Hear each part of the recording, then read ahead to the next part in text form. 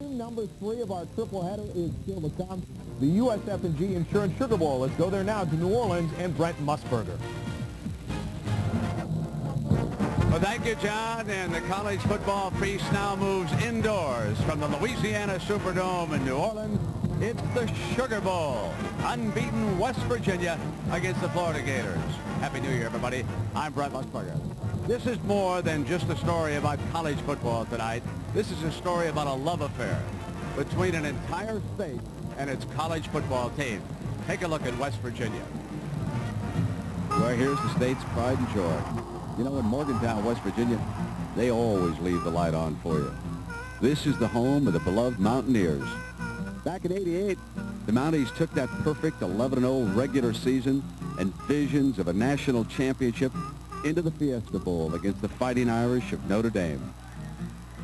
But all their great hopes, along with respect and recognition, were dashed by the Irish. This season, they're doing it all over again. Morgantown and the entire state, once again, alive with the sounds of an unbeaten college football team. It feels great. When the Mounties do good, it's amazing the people that just, it's a mecca from all over the state that come up here to Morgantown. There's nothing else really in the state of West Virginia and Morgantown that they have, that everybody can band together and nationally and get recognition. Search for national recognition began 40 years ago. West Virginia made its first and only previous trip down here to New Orleans for the Sugar Bowl. They were beaten by Georgia Tech and Pepper Rogers that day. Joe Tafoni, a defensive tackle during the 60s, well, he brings more than a passing interest to his alma mater. His son plays for the team. When they walk on the field down there now, I even get chills and goosebumps. The hair turns up, but I like the hard-working people of the state, and we're proud of that, and that's why we try to play. We try to be physical and tough, and just like the state. Bobby Bowden knows he once coached there. There was as much unified pride in the Mountaineers than about any program I've witnessed. It's huge. It's the biggest thing that you could possibly imagine. It brings everybody together, and it's a way for everyone to dispel the stereotypes about the state. Yes, indeed, there's a lot of passion around college football, but there's only one West Virginia. 30,000, and they'll have their hands full tonight. The Gators of Florida, winners of the Southeastern Conference, are here in power, and ABC Sports presents college football. It's the Mountaineers against the Gators. Welcome, everybody, to the USF&G Insurance Sugar Bowl. Now, the Bowl Coalition Top 10 says Nebraska and Florida State are playing for the whole ball of wax down in Miami. The folks in West Virginia will tell you, just hold on here a minute, just hold on. Take a look at this here coaches poll now, they'll tell you. You bet. Now, those fellas, those coaches, they know what they're talking about. They got us ranked second. We may just share part of this national championship before the night is over. Well, Dick Ramil, Happy New Year, Thank partner. you, Brent. You know, I love the state of West Virginia. You know that. So But I want to tell you, I've got so much respect for what Steve Spurrier has done with the Florida Gators. No question. Ladies and gentlemen, if you like wide-open college football, you'll enjoy watching Steve Spurrier's Gator offense. They throw the ball up from as many formations as you can line up in one game, from many different actions, screens, throwbacks, flea flickers, double passes. They do it all. And you know something? Terry Dean is gaining confidence in executing everything they ask him to do. Sounds like a lot of fun, but what about West Virginia now on the other side? Well, Coach Nealon is just the opposite. I really believe, without him saying this, that he thinks all these coaches that do all that stuff are sissies. He'd rather line up and take you on physically, run the ball 50 times, play tough defense, take away your running game, and beat you that way. And I'll tell you something, their quarterback, Jake Kelchner, is tough enough to do it. All right, well, folks, here are the Gators.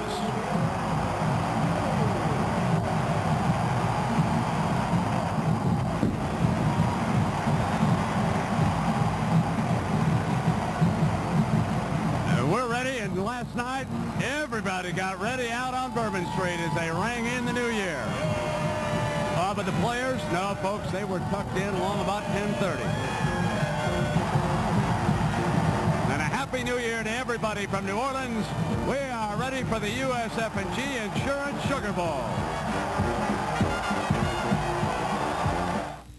Okay, I confess. I want my hair to look great. But I got better things to do than to mess around with it. So I use a special shampoo and conditioner that cleans and completely conditions without the hassle. Pert Plus. Net result, no matter what I've been doing, my hair does what I want it to. Why would I mess around with anything else? Pert Plus. Great hair. No fuss.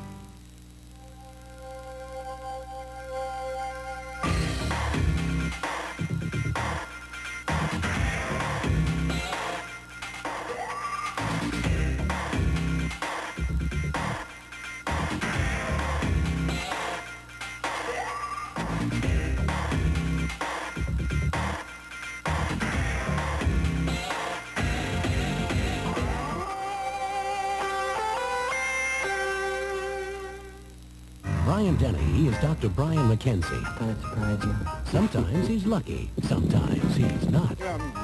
You lousy But he's the best friend you'll ever have. I know what it's like to feel alone. Birdland, premiering Wednesday. Hello, I'm Jay Sherman. Have you noticed that everything on TV stinks? But there is one shining exception. My show, The Critic, coming to ABC. From the producers of The Simpsons, The Critic, coming soon. ABC Sports coverage of the 1994 USF&G Insurance Sugar Bowl. Brought to you by USF&G Insurance. USF&G, the difference is understanding. The Chrysler Corporation and its divisions, proud sponsors of the 1994 U.S. Olympic team. MCI, and the makers of Tylenol, the pain reliever hospitals use most. The University of West Virginia is looking for national recognition. No one can blame the Florida Gators for maybe looking for some recognition within their own state. For the last couple of years, they've played in the shadow of Florida State and Miami as they chase national championships. But Coach Steve Spurrier says it's more important to consider these facts. As a player and as a coach, Spurrier's been involved in the Sugar Bowl. He's lost both times. In fact, Florida's 0 for 3 in Sugar Bowl appearances. He also says he'd like to make the Florida Gators in 1993, their 94 appearance here, be a first 11-game season for the Florida Gators in football history. At the end of 60 minutes, we'll know if Spurrier gets his wishes for 93 on the first day of 1994. There is the man who is at the helm the 4th year of the Gators over in Gainesville, Florida. He's done an absolutely remarkable job. And happy birthday to Donnie Nealon, 58 years old, as we turn the corner and head for 1994. And where does the time go? Todd Sauerbrunn to kick it off here in New Orleans. The big hop to Houston, one of the wide receivers. Ooh, Houston out to the 24-yard line. And it'll be Terry Dean with Steve Spurrier, the head coach. He's also the offensive coordinator. He'll send in the plays. It has been a roller coaster ride for young Dean out of Naples, Florida this year. He's finished only one game that he started for the Gators, but it was a big one. That was against Alabama in the SEC title game over in Birmingham.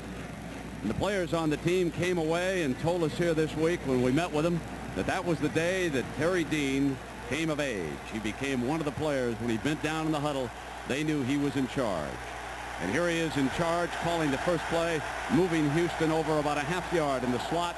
And they will do what Spurrier loves to do best of all, incomplete. And West Virginia delivers the first hit from Wes Richardson, number 41. Now, along with the passing game, Kelvin Randolph, a fullback, will help set the table for Eric Rett when the Gators do go to that run game.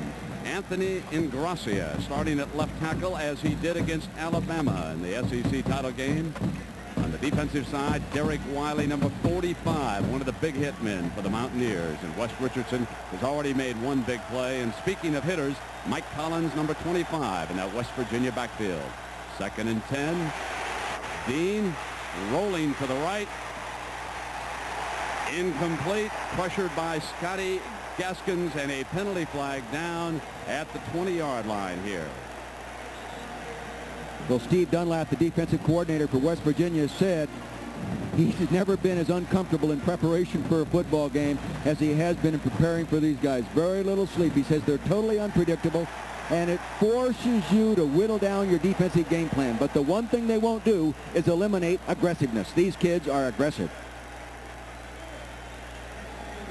Jimmy Kimmerling is our referee here tonight. Ed Manning is the umpire, and the head linesman is Ed Peters.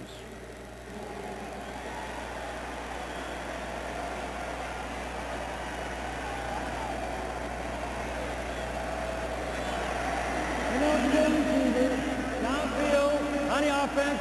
Penalty is declined. Third down. Danny Werfel not in shoulder pads. He injured a knee against Florida State. Will not play tonight. He was shielding Steve Spurrier. Watching as the play was being signaled out to Terry Dean. And there's about 10 seconds left. Plenty of time on the play clock. Houston comes down toward the offensive tackle. And again, he throws for the first down to the 40-yard line.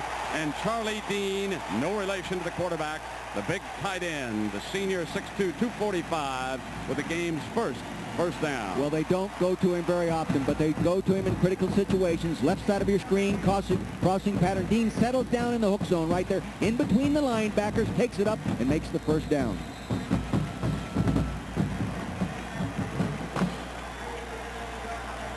Ball at the Gators' 38-yard line. They were beaten here 2 years ago in the Sugar Bowl by Notre Dame. That was Eric Red who stepped out in motion. Randolph slides out down the middle and incomplete. Overthrew Willie Jackson, number 22 that time. I noticed in the Alabama game that Dean in the first quarter and second quarter threw a lot of balls over the top of the receiver. And the third quarter and going into the fourth quarter, all of a sudden the nose started coming down and hitting the receivers between the numbers. And I really felt he started regaining that confidence he lost through being shuffled around. Well, sooner or later the Gators will call a running play. Don't hold your breath. 2nd and 10 now, and Red is the record-setting tailback, number 33, and off a play fake. Dean firing complete to the 42-yard line, just keeping the ball in the air, and Wes Richardson making another stop. Well, Steve Spurrier told both you and I, Brent, that he's going to come in the ball game wide open. Yes, he's going to run the football game, and if the ball game starts going that they're running a little bit better, then they'll run a little bit more. But he's coming in wide open. They like to throw the ball 55% of the time and run the ball 45%. He's very confident tonight, not wearing a visor. Nothing to toss if he gets upset. Feels good about this one. 3rd and 6. And Dean with the call up at the line in the noisy Superdome. West Virginia shows blitz. Picked up in time. One-on-one, overthrew the wide man. When they were working in the dome this week, they've been here all week. When they worked in here, they used loud music. But these kids are used to getting hand signals to the receivers and everything. That time, Steve Dunlap, the defensive coordinator you see on the screen right there, called the blitz. They picked up the blitz, but they didn't complete the pass when the receiver was open. Well, here comes the MVP, as far as many of us were concerned, of that SEC championship game. Shane Edge in the 3rd quarter. Things were looking gloomy. He took off and ran for 20 yards from his own 36. They then struck pay dirt on the next, and the game was never the same. That was Mike Baker of the Mountaineers set to return this. A great duel in the 2 punting games, and Edge nails one. And he said, I didn't want that one in the end zone. I didn't want 57 yards. I wanted him down inside the 20, but it was not to be.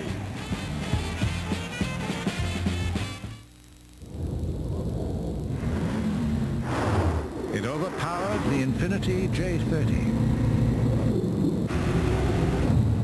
It out-torqued the Nissan 300ZX.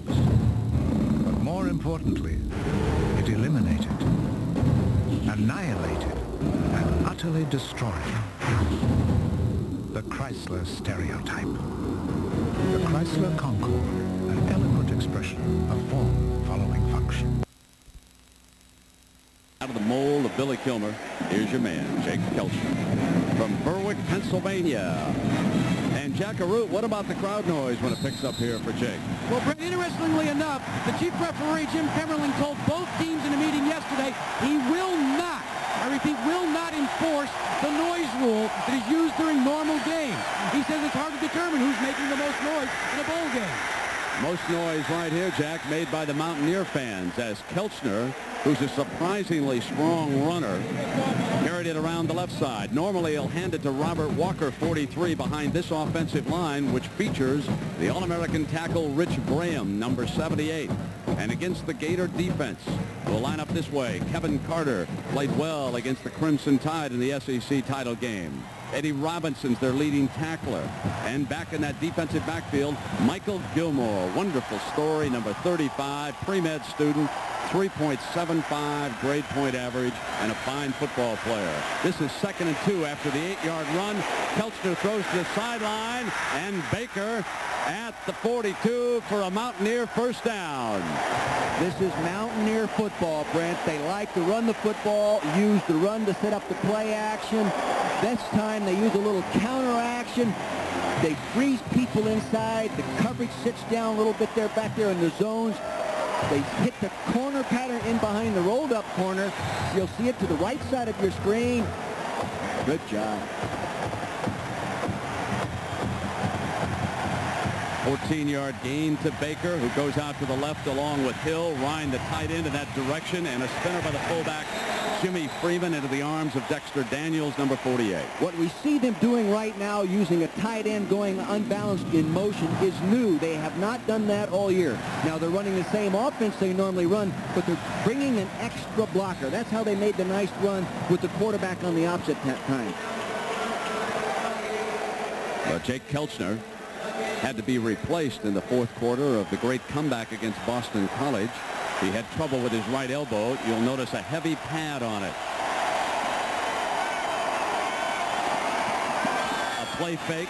Kelchner fires complete again, and another Mountaineer first down into the hands of Mike Baker, the senior wide receiver. Rich Graham, you mentioned, is an All-American. Now, he's quite a story, Brent. He came to school as a walk-on. He was not a recruited player. Here he is right here. Not a recruited player. He developed himself. He became a starter. He became captain. He became all-conference. He became All-American. Quite a story. Another 14 yards, and the Mountaineers have moved to the Gator 44. Now it's Robert Walker slashing to the 41-yard line. Robinson and Gaines bring him down. Ron Zook, the defensive coordinator for Florida, said that one thing they're going to do is they are going to commit to stop the run and force Kelchner to throw the football. If we have to line up with 8 people, we will do it. We are not afraid to blitz. We are not afraid to play man-to-man. Ron Zook made those statements to me. Now, sometimes you get in the ball game, you start calling those blitzes. You can chicken out, you know. 2nd and 7. The Mountaineers with a basic eye, and the tight end Ryan stepping over to the right side. Kelchner looks toward the right. He's going to swing it out to Walker. 40.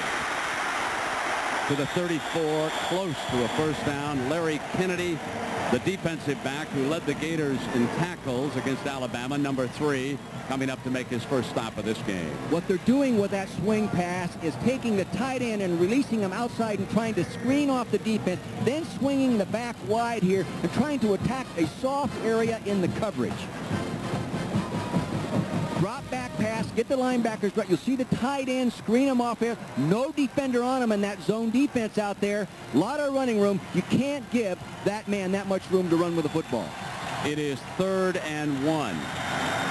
1 running back, 2 tight ends, and West Virginia shows pass out of it. Kelchner in trouble, and it is incomplete, and this leaves them with 4th and 1.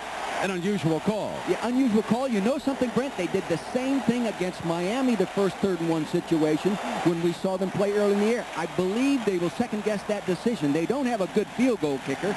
Now, they might decide just to go ahead and go for it because they are strong and physical in the offensive line. They've done a pretty good job of converting 3rd down situations running the ball.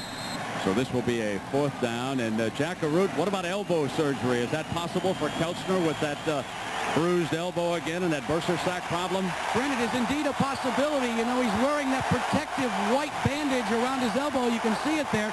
They say he's got some fluid on his elbow, but it has not affected his throwing arm. Walker for the first down. A very confident West Virginia team throwing on 3rd down, and on 4th and 1, they run with Walker. He is quite a story. John Jones was the starter this year, injured. Walker comes in, Dick, and gained 1,000 yards. Ron Zook came in with 5 defensive linemen. He has not done that all year. They still blocked the 5 defensive linemen and made the first down. We will see this change up not only in 3rd and short situations, 4th down situations. We'll see it scattered in. That's part of their game plan. 5 down linemen. Impressive opening drive for West Virginia. And timeout. We'll take a break here from the USF&G Insurance Sugar Bowl in New Orleans. Florida and West Virginia are scoreless. Comic Relief. If you have never watched the show, maybe you don't know how to laugh. So here are a few laughs that you can try at home. There's the nervous laugh. The polite laugh. The big burly Viking laugh. The 20 packs a day laugh. Funny. Now that you know how to laugh, join America's top comedians live for one of the biggest comedy events of the year. And then there's the laugh that only dogs can hear. Ow! Comic Relief 6, live and only on HBO.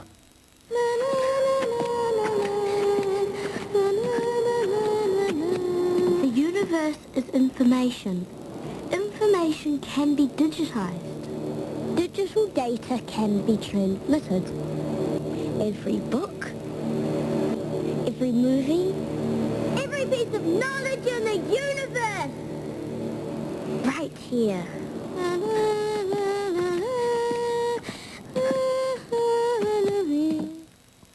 Four-wheel, fully independent suspension. 24 valves, 214 horses. Speed proportional steering. Four-wheel ABS and computerized traction control. And cab-forward design for greater stability. At last, an American luxury car that can make these feel like invitations instead of warnings.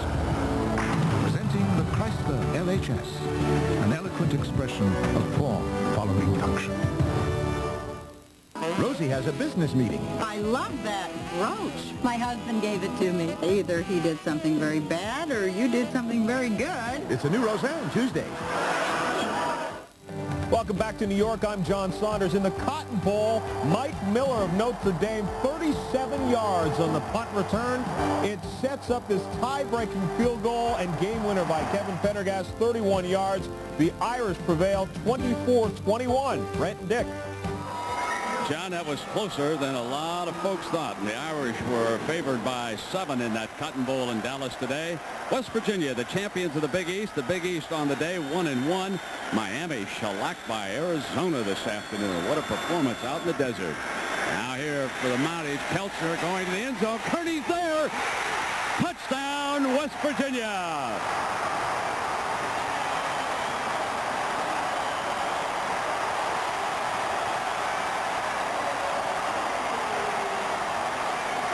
Grant, Mike Jacobs, the offensive coordinator, told me they'd been scoring from the 30 on in, throwing post patterns. They felt they would come in and not run the post. They would make a little move to the post and go to the corner pattern. Lot number 9 took the bite to the post. Here's the corner pattern executed perfectly. Touchdown. Good game planning by the coaching staff.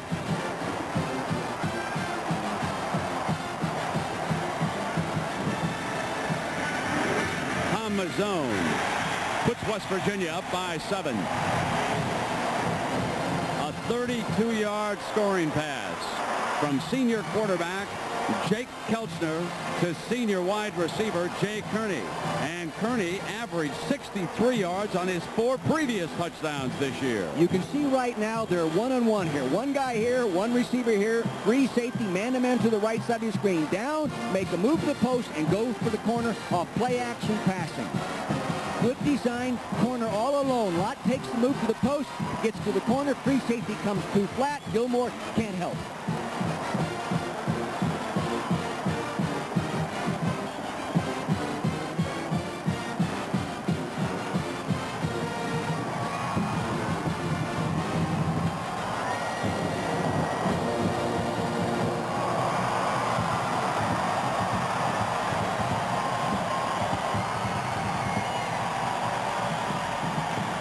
Unbeaten Mountaineers with the first score in the 94 USF&G Insurance Sugar Bowl.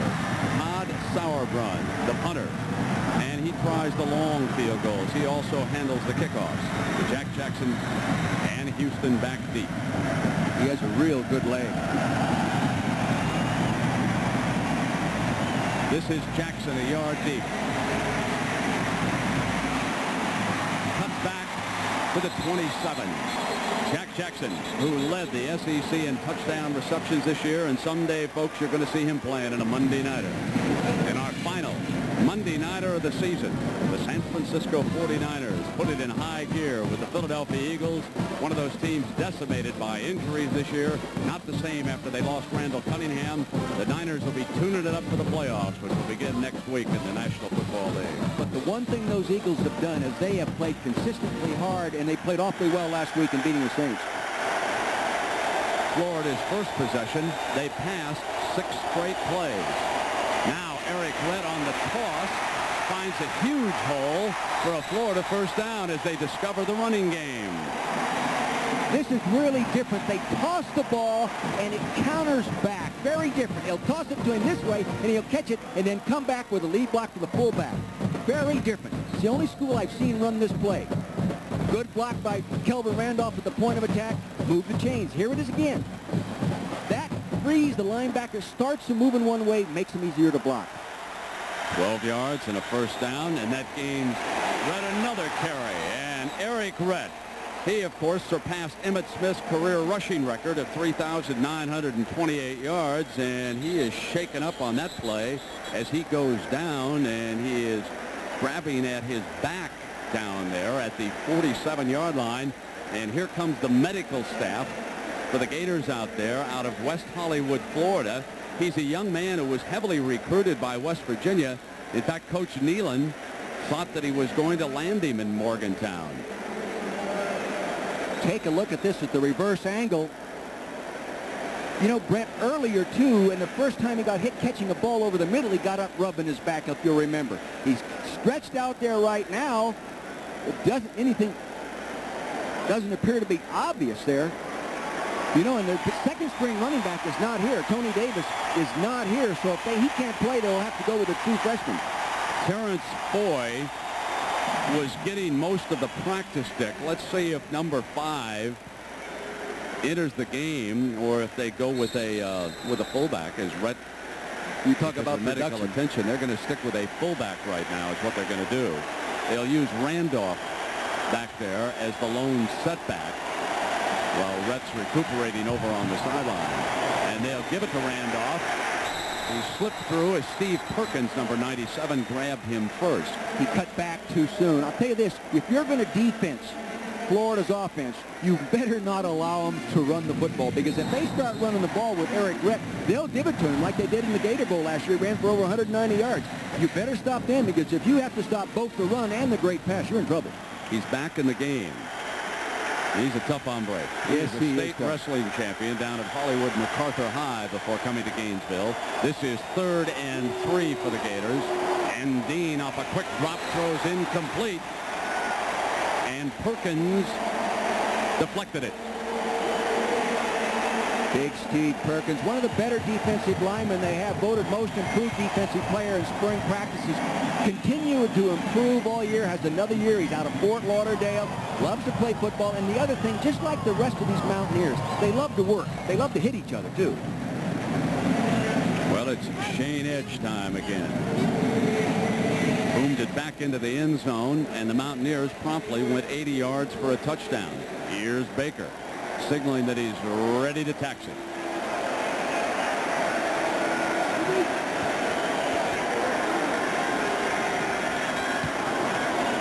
High, down inside the 10-yard line. Baker says, I'm coming. Beats the first one, out to the 11, and finally out of bounds at the 12-yard line. The unbeaten Mountaineers lead the Gators by 7.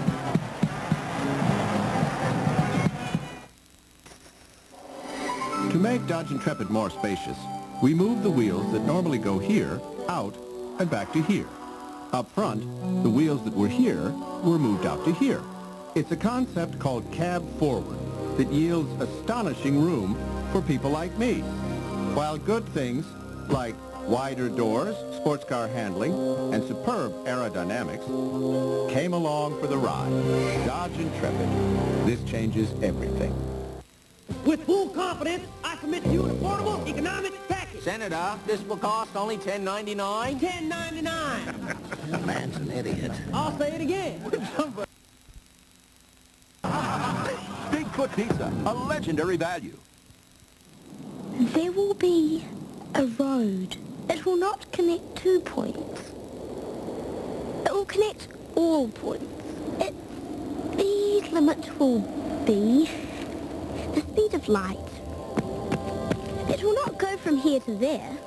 There will be no more there. There will be no more there. We will all only be here. La la la la la la. The Southeastern Conference, Kentucky losing by 1 in a dandy Peach Bowl down in Atlanta last night. In the Outback Steakhouse Gator Bowl, Alabama on the rebound, looked good in beating North Carolina.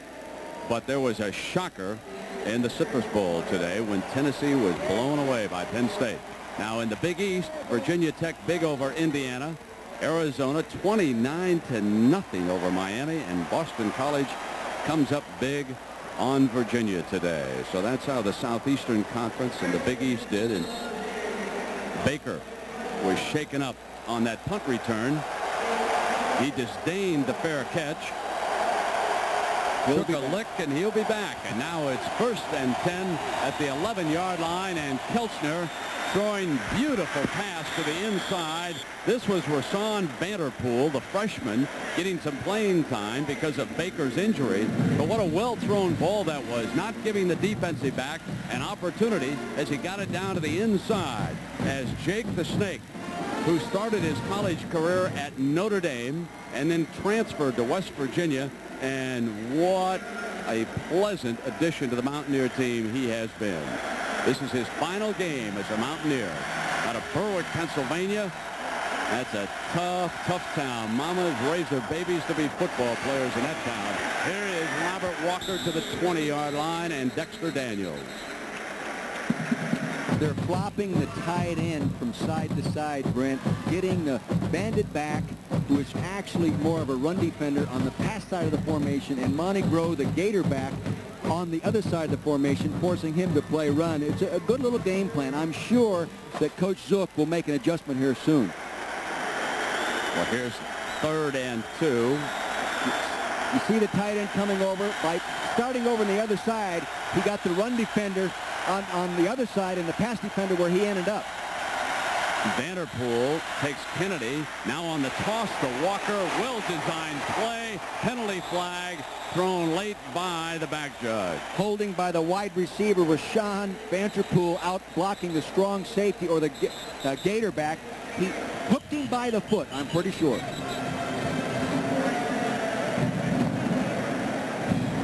That is also a new option that they haven't run this year. Remember, Brent, when we saw them before, they weren't running options because of the health of their quarterback. He had the bad hamstring. Jake couldn't run them, but he loves to run them. Concentrate in the middle of your screen now. Right there, circle, hold right there. He hooked his foot right there with his hand, and they caught him. When you consider the time off that the Mountaineers had, and remember the last game they played was up in Boston on that great comeback in the 4th quarter to beat the Eagles, the time off had to help West Virginia. On the play. Holding on the offense. Dead ball. Personal foul on the defense. University of Florida is the most penalized team in the SEC, and some people infer that that means they're not disciplined. I don't totally agree with them. I don't have a breakdown in regard to offensive penalties and defensive penalties, but I think sometimes they get so many things in the game plan, Brent, that offensive people make little mistakes, movement mistakes, and they aren't concentrating on a lot of other things. I want to go back and finish that point I was making. Because of the time off, Kelchner's hamstring, and a hamstring basically needs time and heat to heal. And now it has gotten a lot better. We're not so sure about the elbow here tonight, but what's happening against Florida is that The Gators know that Darren Studstill, and we will see Studstill at quarterback for the Mountaineers on the 4th series. Now, Studstill is an excellent runner. Well, I think they figured that Kelchner was probably all passer. And the coaches will tell you that Kelchner can run just as well. Now, that personal foul on the dead ball gives the Mountaineers this first down. So they start with a 1st and 10 coming out from the 32, and Kelchner is right on target here so far tonight. Another completion, this one to Jay Kearney, who caught the touchdown pass. See, now the West Virginia staff doing a good job making people think run, but they come out and throw the football. They have the man in motion here. It's going to come out and stretch the defense, widening the corner so they can come in and throw the turn in the zone. Playing run, hey, we're not going to run. We're going to throw the ball and throw it accurately. Kelchner does. Throwing on the run, he is so confident right now. When you talk to him, he's not cocky. You can almost read him as cocky, but he is extremely confident. He's 6 of 7 for 85 yards and 132-yard touchdown. And they run the draw with John Jones. Now here is the senior tailback coming back after suffering that broken leg earlier this season. That allowed Robert Walker to step into the lineup. But Jones in practice has been running well, and Dick, coaches told you, don't be surprised if you see a lot of Jones. That's right. He came into the ballgame with 1,344 career rushing yards, but he missed the whole season, got hurt the first of the year. Good football player. They're very, very fortunate to have 2 backs of that caliber. Now I see that their big All-American tackle, Rich Graham, has been forced out of the game. We'll get a check on that. They fake the end around. Kelchner now takes off, and Jake crosses midfield to the 49-yard line. What he doesn't want to do is land on his elbow like he just did then, Brent. You'll notice the pad on the elbow. He had terrible burst of sack problems. Really bothered him in the Boston College game, end of the year. It looked like to me that he landed on it that time. You are looking at this year's version of Billy Kilmer, folks. This is some tough hombre. When he led Berwick to the Pennsylvania State title over Aliquippa, he played the entire game with a broken hand. That's how tough this young man is. 3rd down and 4 now. Jones and Woodard, the running backs. Jake's going to swing it on out. And here's Jones. Jones short. Down at midfield, Mark Campbell and Dexter Daniels. Excellent discipline by Dexter Daniels, the middle linebacker. Man-to-man coverage, 5 down linemen rushing, 1 linebacker out of the ballgame. He locks on, he stays with him, eyeballs him all the way, tracks him inside out, does not overrun him, gets his head across the bow, and makes the play. Good job. Let's go down now to Jack Arute quickly. Jack? Well, Brent, if you look over my shoulder, there's Rich Graham being worked on by the team physicians and the trainers. Now, what he has done is he dislocated this knuckle, the middle knuckle in his right hand. They have popped it back in. They're taping it back up. He put the glove on. He's going to play hurt, but he's going back in. Well, Todd Sauerbrunn, as you see Graham over on the sideline. Here's a young man who has gone from walk-on Dick all the way to All-American. Right. How'd you like to run into him in Bourbon Street one night? Huh? Holy mackerel, he looked up, and he is tough. Good student. He already has his degree. Already has it. Going to graduate school. He's going to play, I think he's going to play guard in the NFL. That punt by Sauerbrunn out of bounds inside the 10-yard line. 2 superb punters here tonight in this Sugar Bowl.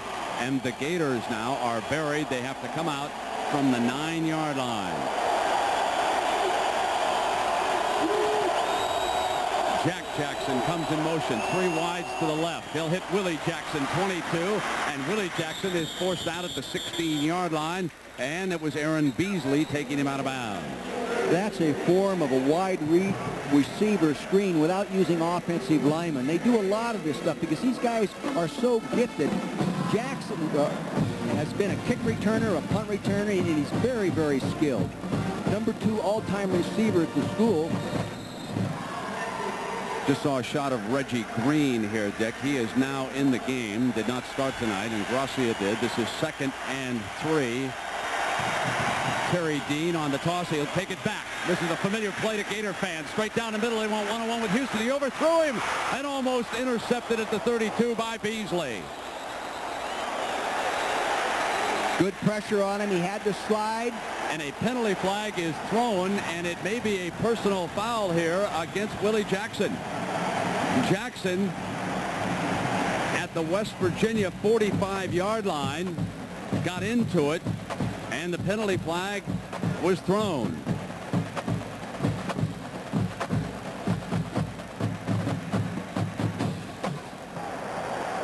Dead ball, personal foul on the offense.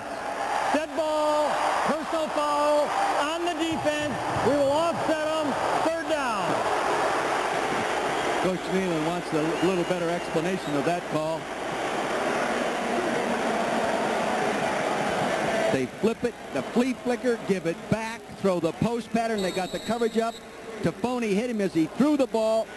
Really overthrown. Don't see any penalty problems there.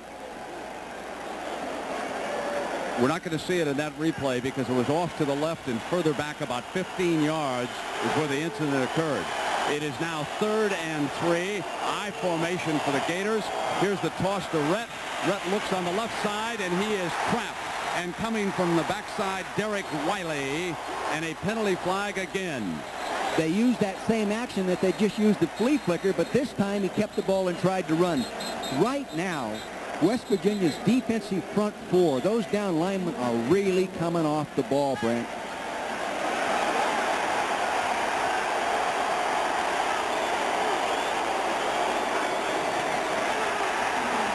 Boy, that's not intelligent football. You have 10 guys stopping an offensive play, and then one guy screw it up and give him a first down and 15 yards. Not intelligent football. Take a look at Steve Perkins here, number 97, right in the middle of your screen. Throws Right the there, forearm Coach. and draws the penalty flag, and just like you said, Dick, not intelligent. And I know this Coach Nealon sees that and knows who it is. He's going to have shoot out in between series or pulled out now. And the Gators have the ball up on their own 29-yard line. Keeps the drive alive. I formation look again with 3 wide receivers, and it is Eric Rhett. Rhett battling to the 32, and Matt Tafoni, number 3, who had battled the flu himself down here for several days in New Orleans, but he's been healthy the last couple and worked out with the team. Watched Eric Rhett practice Wednesday, Thursday, and Friday. Every time he touches the ball, he runs 30 yards downfield. I asked the coaches about it. I said, does he do this all season? He says, every day, all season, spring practice, he runs 30 yards every touch. Every time One of those rarities, Dick, who loves to practice as well as play. Just dearly loves the game of football. From the split back, Dean firing a good pass to Jack Jackson. Jack Jackson squirts for the first down to the 42. That maneuverability as a wide receiver. Here he is, a record holder, kickoff returner. He uses those same skills catching a short pass, making you miss, not making the long run, but gaining that first down. Big play. 28.2 average school record kickoff return man, and only a sophomore from Moss Point.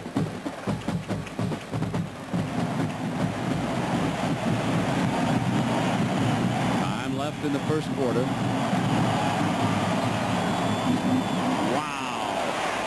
Eric Rhett also can block. He stood up Tim Brown. This allowed Terry Dean to finally hit the fullback Randolph, and Randolph is close to a first down, and Tafoni. But did Eric Rhett ever have his hands full with Tim Brown coming in? Watch this. When John Reeves, the running back coach of Florida, says he is a complete football player, this is why he says that. Wham! He takes on the linebacker right there, nose to nose, stays after him, pushes him beyond the quarterback, allows the quarterback, and I'll tell you this, Eric Rhett is hurting. He's either got a hip pointer or a stinger in the back, but he was limping after that play. Feeling his side and back toward the small of the back. Coming up now in 2nd and short. Off the play fake, Dean throws. Beautiful catch at the 30-yard line by Houston. See, they run so many draws that they freeze you using draw pass action. You go back, fake the draw, pulls the linebackers inside, they curl in the zone. You're going to have to get into some man-to-man coverage. Draw fake, right side of your screen. Linebackers left side of your screen. See him sitting there in the line of scrimmage. Now the curl pattern will take place back inside. Right inside the zone. Good throw, good catch. Eric Rhett, the lone setback. Right side hole, Rhett to the 22-yard line, and Richardson makes the stop.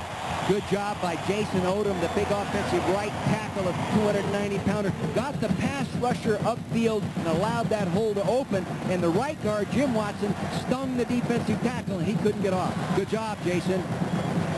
Now two tight ends enter the game, Dean and Sean Nunn. Nunn, number 80, he's the freshman. Aubrey Hill is the wide receiver. This is the Gators' best drive of the game. West Virginia has been dominating so far. They show blitz, and here they come.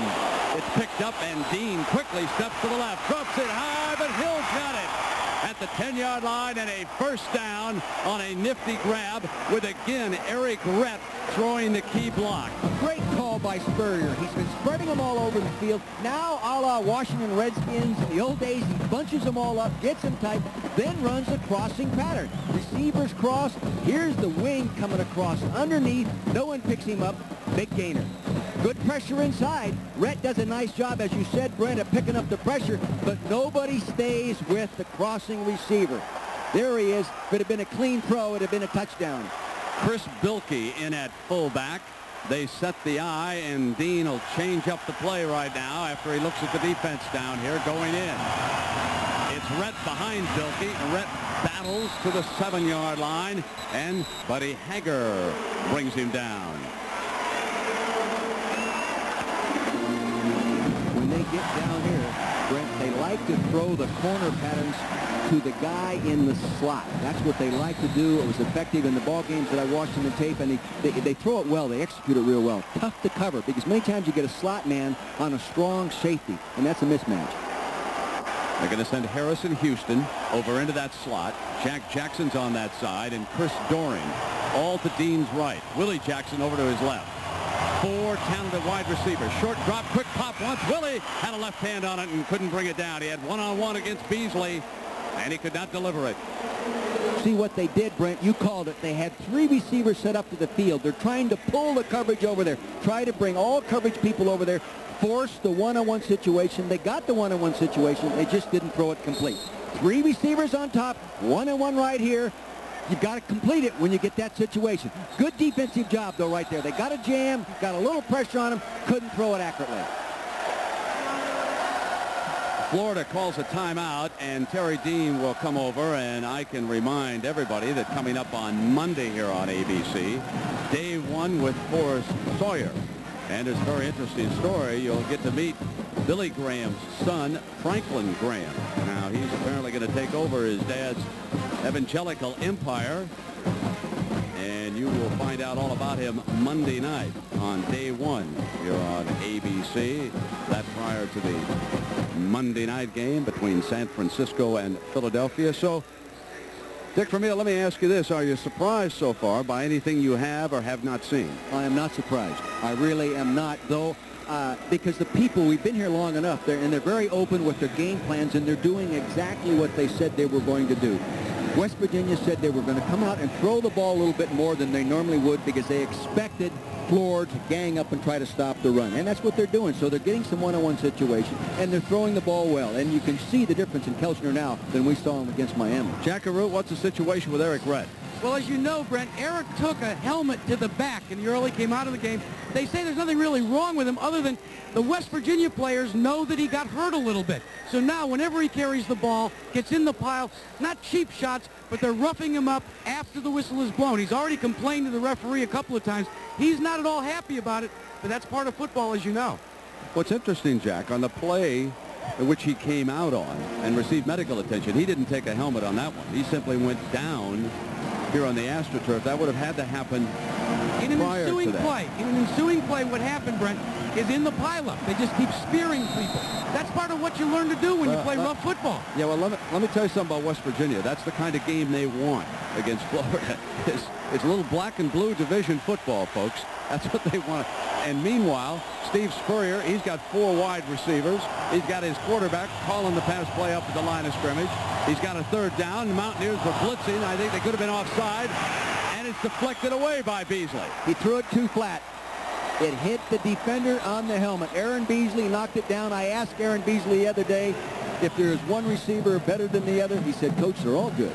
I think Wes Richardson is offside on this play. The ball coming down left-hand side of your screen, boink, right off the helmet right there, through the receiver's hands. Are they moving the chains back?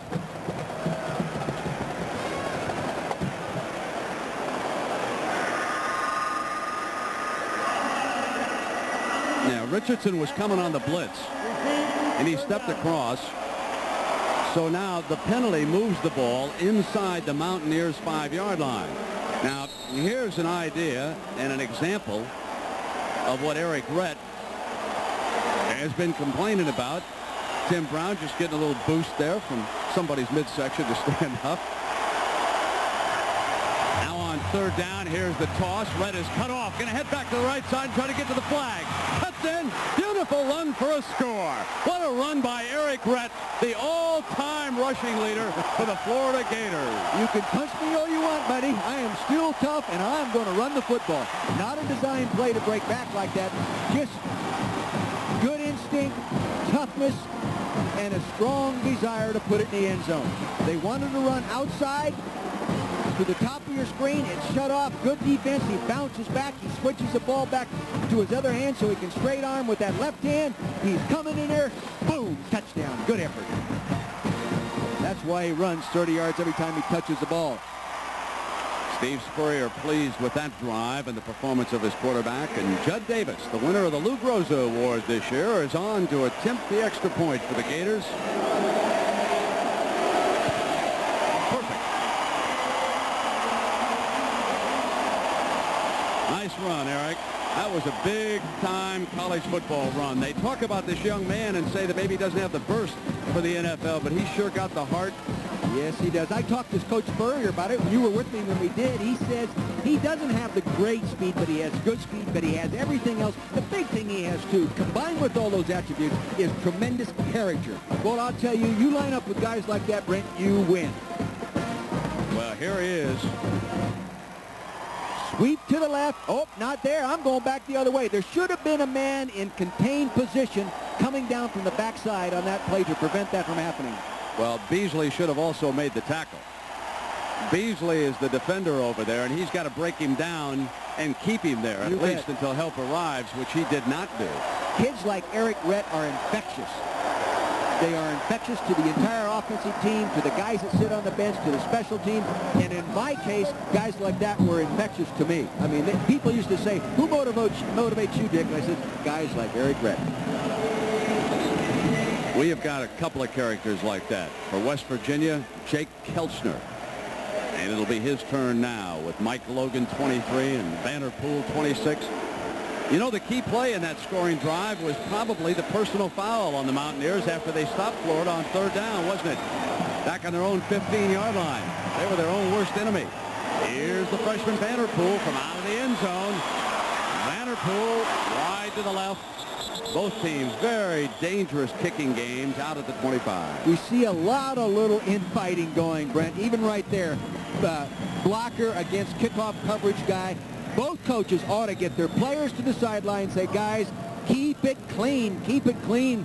We don't want to give them 15 yards a pop. Had a couple of fellas tossed out of the Rose Bowl earlier that I was watching between Wisconsin. What a big win that was for the Badgers. Congratulations to Barry Alvarez and the way he quickly turned that program around. I think that probably just about locked up NCAA Coach of the Year for Barry Alvarez. Because Coach Nealon on this field was in the hunt. But, boy, that big win is going to make it tough. Darren Studstill is back at tailback. Watch out for the halfback option pass. They've got one-on-one. Kearney, and they overthrew him. They slipped the backup quarterback in at tailback, a play they've been working on here in New Orleans all week long. And they completed it every time on the practice field. They ought to bring that scout team cornerback and let him play. But, you know, many times you don't think you can get away with this kind of stuff, but it's amazing if on a first down of a new series, you can get away with things like that. And don't think this is the only type of play we'll see, because Florida's got about a half a dozen of similar type things where they slip people in different positions and get them the football. Now John Jones. There's Doc Holliday, the pass receiver coach for the Mountaineers. Nate Ryan over to the right side of the formation. Jones blasts up the middle. I can see why the coaches like him, out to the 34-yard line. So West Virginia and Florida are tied in the USF&G Insurance Sugar Bowl. 7-7, the end of the first quarter. We'll be right back. Turn arrow to open. It doesn't open. Pain relievers can be a pain to get into. It hurts. Turn the arrow. I can't get it open. So the makers of Tylenol introduced the patented Fast Cap package. So easy to open, it's commended by the Arthritis Foundation. Oh, my. Easy as pie. Oh, gee. Ah. I can do it with my arthritic finger and thumb. The new Fast Cap. Like I said, easy as pie. Only from Tylenol, the powerful pain reliever that's not a pain to open. Not for homes with young children. Oh.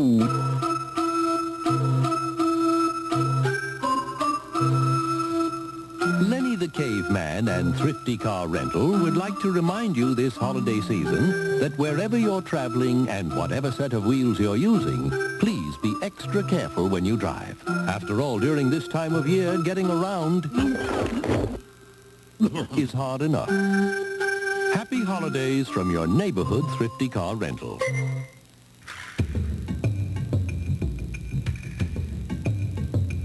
You don't have to be 19 to have a body like this.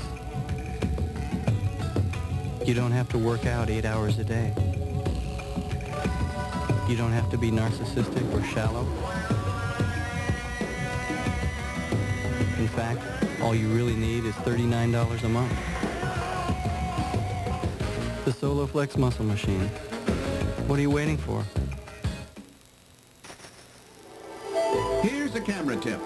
In order to get a nice steady picture, one that doesn't jiggle or bounce around, remember, it's important your camera be mounted on a solid object specially designed to minimize vibration.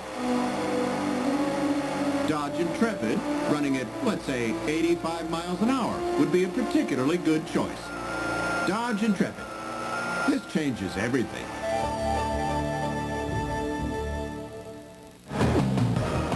Day 94 continues, presented by Wavy Lay's Potato Chips. I'm John Saunders in New York. Surprising day.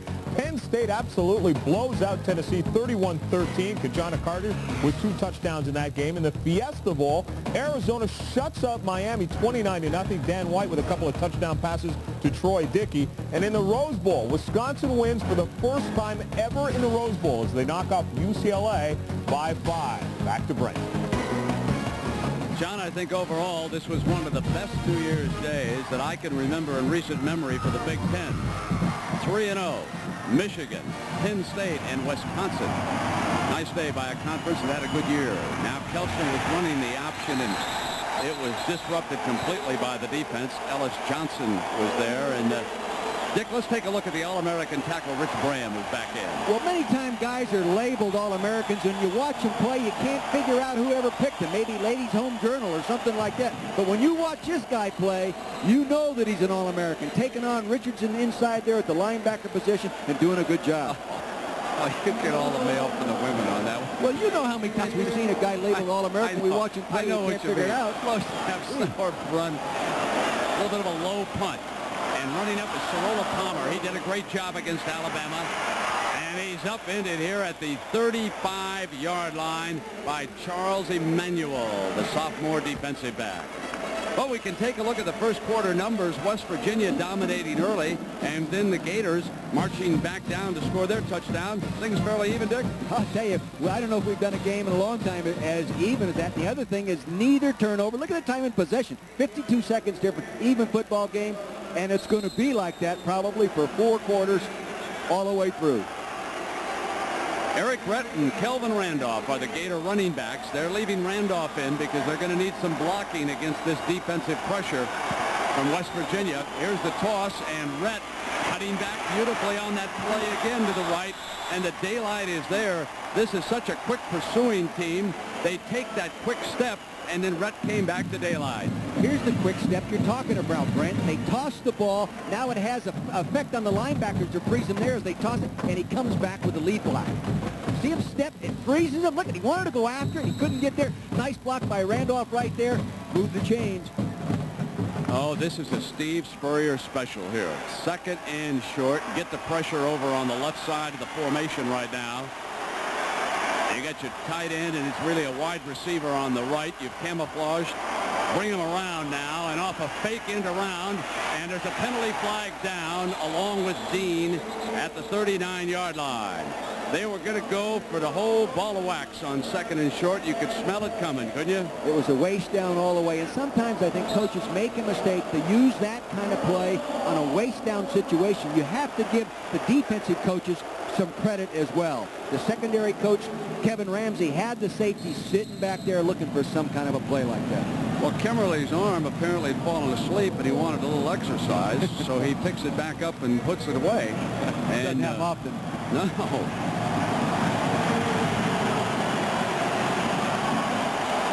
Third down and 5.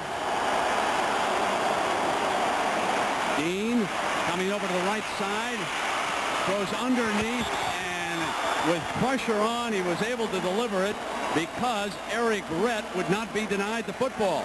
Wes Richardson was draped around his shoulder pads, and Rhett made the catch anyway.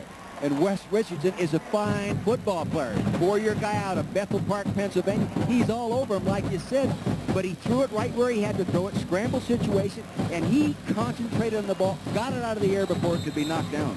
So the one wrinkle that Spurrier has added here early is roll Terry Dean to the right and to the left. He's had great defensive pressure.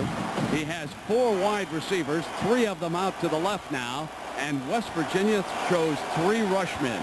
They back off into a dime look here with only 3 rushmen. The offensive line holds up, passes high and incomplete over the middle. Woo! Timmy Brown, he's been delivering some pop. He is so quick, and as you saw by that last graphic, Spurrier's quarterbacks, regardless of where he coaches, whether it be Duke or the USFL with the Tampa Bay Bandits or here at Florida, all his quarterbacks perform superbly.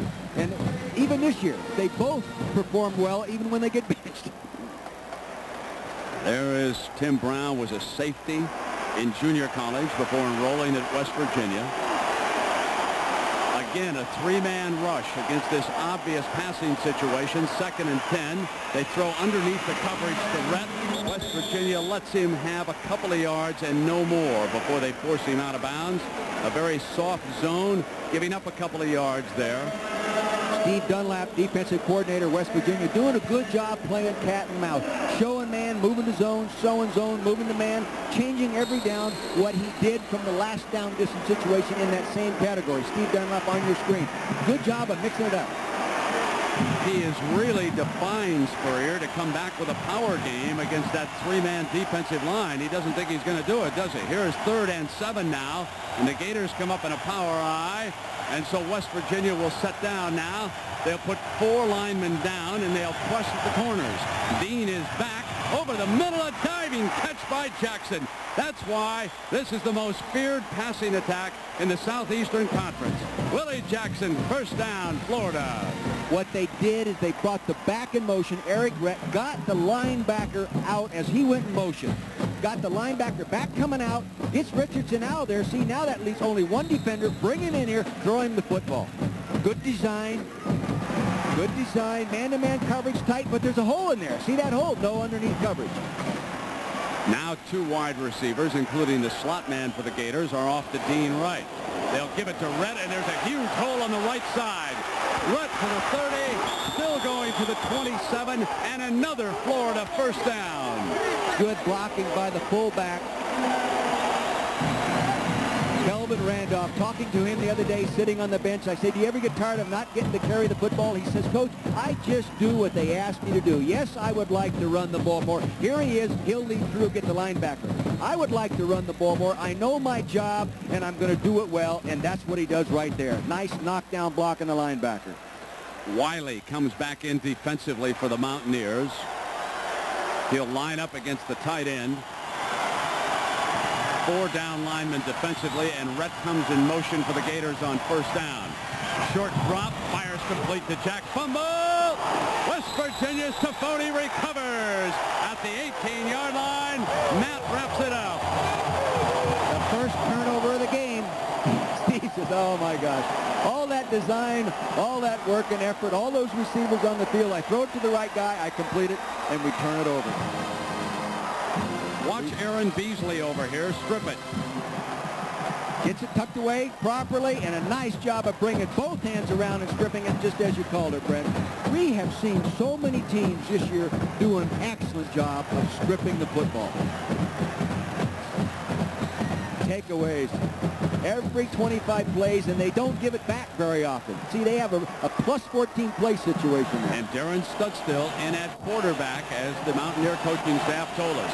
And the Gators show blitz right away. It's Robert Walker.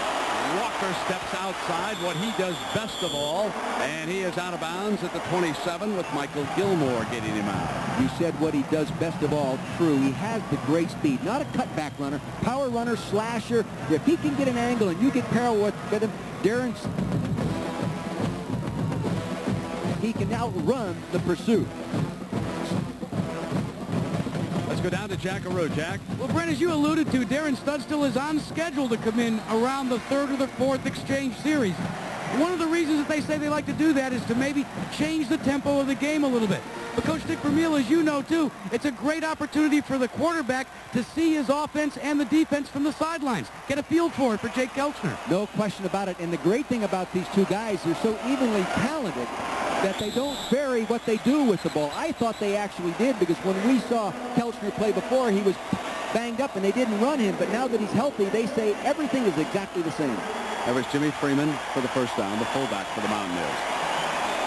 I'll tell you, Studstill has to be one of the most popular figures in the state of West Virginia. Fans up there remember in the 4th quarter, Kelchner out with the injury. Studstill comes in, leads them to 2 touchdowns, including that winning pass, the play they will not forget, to wide receiver Ed Hill, and that was the game breaker. Kept the Mountaineers unbeaten.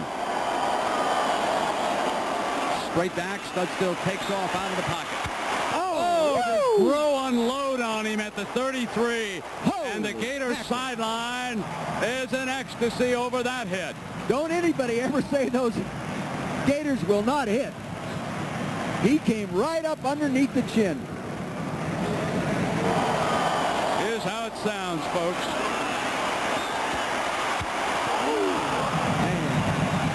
Maybe it's time to take me out for a break, Coach. You think Jake wants to play? That's the kind of hitting we're having here tonight, with West Virginia trying to stay unbeaten, trying to present an argument that they deserve to be considered for a national championship. The Gators, on the other hand, come away with another title in the Southeastern Conference. 2nd and 6 now for West Virginia. Here come the Gators. Studstill gets it off with Groh coming blindside, and Hill can't hang on.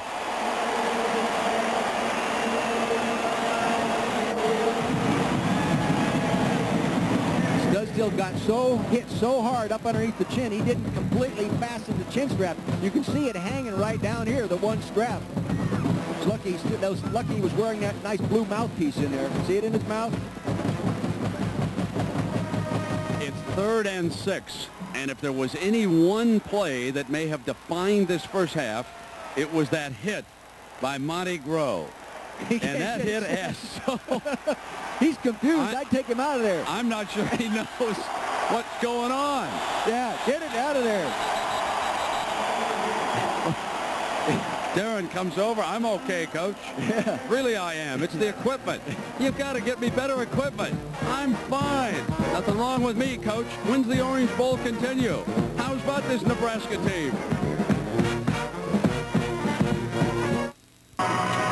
It's hard to believe, but the first flights used to set down in La Crosse, Madison, and Milwaukee on the way to Chicago.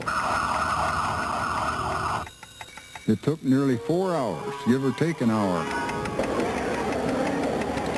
Now they're the #1 on-time airline for a 3rd year in a row. Your flight's on time. It's just one more thing you don't have to worry about.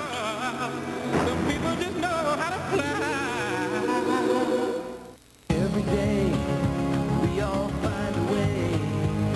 A promised land, a promised land. I'm giving it all day. Napa, we're the most complete complete source for auto parts. And all Napa parts are backed by a nationwide warranty program. No wonder more Americans trust Napa to keep their vehicles running. We keep America running. We keep America running. You know, if life were perfect, women wouldn't talk during the bottom of the night. Yeah, and magazines would never smell like perfume. No. See, if life were perfect, potato chips would cure hair loss. Dogs would walk themselves. And algebra, it would actually come in handy. Well, hey, Easter's Amstel Light. It's only 95 calories. Yeah, but it still has that real imported taste. Nothing's missing. Amstel Light is a great beer. Look, if life were perfect, you'd buy the next round. All right, I'm buying. You got a camera? I don't like soldier boys. I think war's just been declared. Clint Eastwood's taking no prisoners. Oh. In Heartbreak Ridge Sunday. ABC Sports coverage of the 1994 USF&G Insurance Sugar Bowl. Brought to you by USF&G Insurance. USF&G, the difference is understanding. And Lincoln Mercury and the complete line of 1994 Lincoln and Mercury automobiles.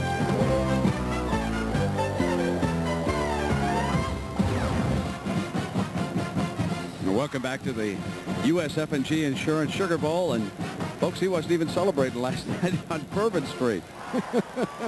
He took a standing 8 count over there. It took 2 equipment men to repair Studstill's helmet. Where's that guy, that number 10? I hope he's not coming after me again. Doc Holliday, the receiver coach, and Coach Nealand giving him the count test. Monty Grove settles in defensively again. Kearney, who scored for the Mountaineers, steps in motion. Studstill, and Groh had him on the release. Interception, as it was Groh who forced it that time. And now, what a return this is by Lawrence Wright. He's still going. Lawrence Wright is going to take it in.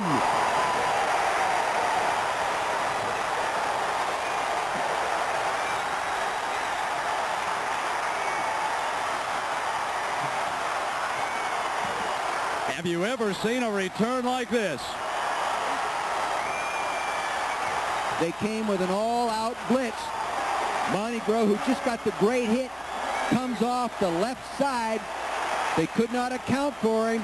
Coming from the outside here, they picked up the inside people, not him. Wham! He creates the errant throw. Lawrence Wright picks it off. Third one of the year, redshirt freshman. Now he becomes a runner. Look at him. He's excited about it. He's picking up blocks downfield. No one's going to clip anybody.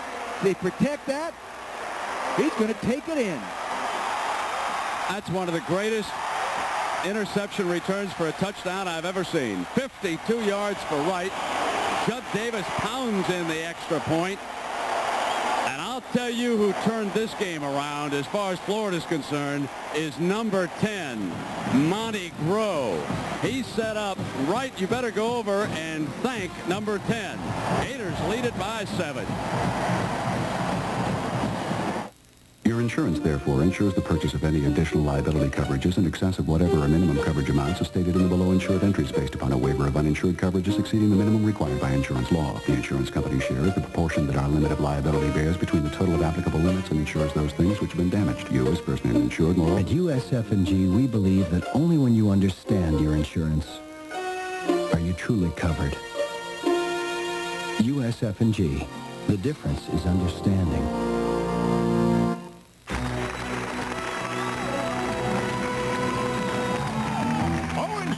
Presents an exciting debut, Pink Plus, a new insulation that's silky to the touch. The reason? Pink Plus is our famous pink fiberglass insulation wrapped in smooth pink poly, which also makes it extra easy to install. So get in touch with a premier insulation. For the Pink Plus dealer nearest you, call 1-800-GET-PINK. We're using high-resolution robotic cameras in order to give you a closer look at the fit and finish of our Lincoln cars. To achieve this kind of quality, we not only employ technologically advanced machines, we also employ dedicated people who bring to Lincoln a craftsmanship that can't be duplicated by a mere machine. Sorry, fellas. Lincoln, what a luxury car should be. The high-scoring 49ers are ready to pan for playoff gold, but first they try to ground the Eagles on the season finale of ABC's Monday Night Football. Well, Monty Groh and Lawrence Wright turned things around in a big, big way for the Gators here in the second quarter.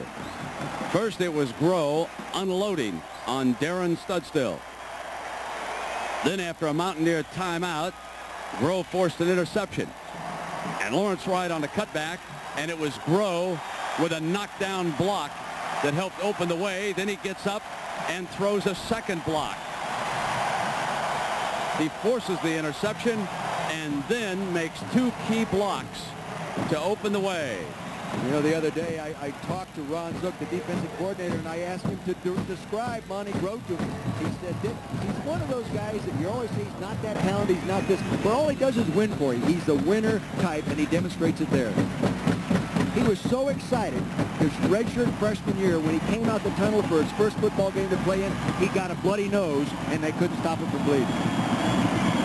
Logan and Vanderpool back deep for the Mountaineers with Edge kicking it off, and the Gators up by 7.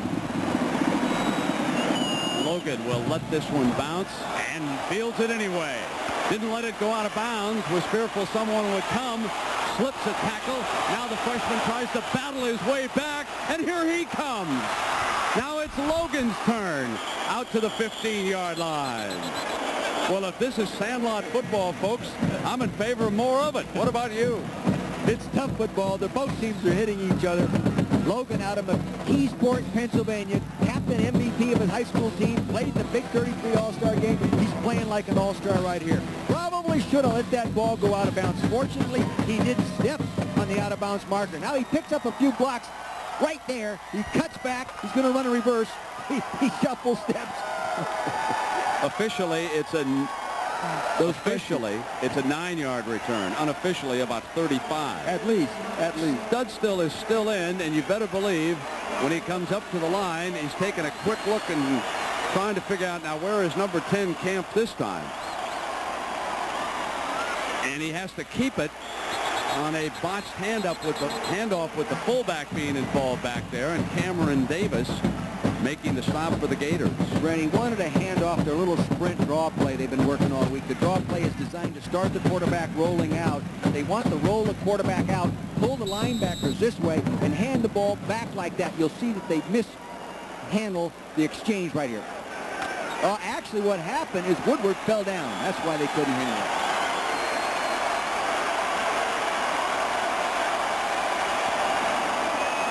Studstill to Kearney, and this time it's Shea Showers making the big hit. Both teams demonstrating really sound tackling technique. That's a credit to the coaches. Ron Zook, who coaches the secondary, but both teams tackling really well. I believe that when the media gets down and interviews the Gators afterwards, that they're going to tell them that the way this game started, they resented the way they were being hit by West Virginia, and that helped turn this team around and inspire them, because they have really been hitting since that early going. And remember, Jack Arute told us that Eric Rhett was complaining about a shot in the small of the back. Monty Groh then comes in, delivers a big hit. Now we've seen Showers. Studstill under pressure again, and he steps back and hits Eddie Hill out of bounds. That's for a first down. You know, they've been using this quarterback rotation thing all year. I was never confident enough to do it. I was always concerned that I would break the rhythm of my better quarterback, my starting quarterback. Because, you know what, actually, Kelchner was doing a heck of a job. He takes them for a long drive for the touchdown and everything, but it's worked for them. I think that Coach Nealon and the entire staff, they owe this to Studstill to play in this game. What he did against Boston College, and the fact that Jake has been injured this year, he accepts this stick.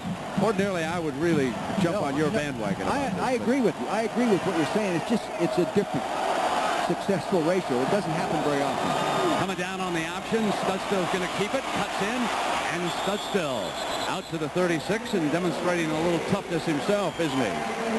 That's that end over motion where they're getting the extra blocker at the point of attack. They end up one short at the point of attack. Well, Wednesday night on ABC, Brian Dennehy stars in the premiere of Birdland. From the producer of Awakenings and Sneakers comes a wonderful new series, Birdland, Wednesday at 10/9 Central Time on ABC. And let's get word that might be a pretty good series to check in on. He's a fine actor, isn't he? Second down now for West Virginia, trailing Florida 14-7. Second quarter, 2nd and 2. Hill steps in motion and stood still, hands to Walker. Walker first down and then some. Walker to the 45-yard line. Monty Groh brings him down. See, you get those defensive linemen rushing upfield. This defensive line, Carter, Johnson, Gaines, and Campbell, they're the strength of that defensive football team. They're very aggressive. 41% of the plays they've made as a group have been across the line of scrimmage. They're aggressive. They take advantage of that aggressiveness that time with the lead draw. Well, we can show you how the quarterbacks compare right now, the two of them. 7-8's tough. These guys compare statistically in everything except interception ratios. Believe me, Kelchner's interception ratio is not as bad as a play fake by Studstill, rolls over to the right, away from pressure, fires, and it was almost complete. And Hill complaining that he was interfered with at the 35 by Ben Hanks. The official says, good defense. He was on him quick. Couldn't tell if he got there too soon.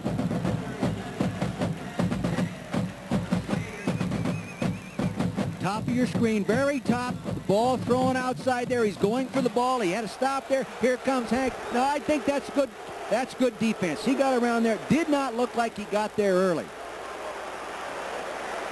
2nd and 10, and Nate Ryan brings the play in from Coach Nealon's sideline. With the Gator offense watching from the near side.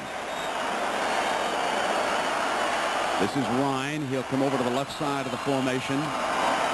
Off a fake to Walker. They go back to the right side, and this time it's Mike Baker. And he is hit by Larry Kennedy. Brent, off that very same action away, little hook, they have a hook and go in the game plan. As soon as they get him to come up and bite at that aggressively in that one-on-one coverage, they will use it. One of the things that has happened in this defensive backfield with Lawrence right back there, he has replaced Michael Gilmore, and he has been operating at free safety for the Gators. There he is. He turned in the 52-yard interception return for the touchdown. Now, he was used at safety earlier this year, then switched back to the corner, but he's back in center field now. The fullback to the 44-yard line. And that was Rodney Woodard losing his helmet. Everybody's getting the helmets knocked off. I think that's the third one we've seen bouncing around the field. Fasten those chin straps, guys. You're in a war out there.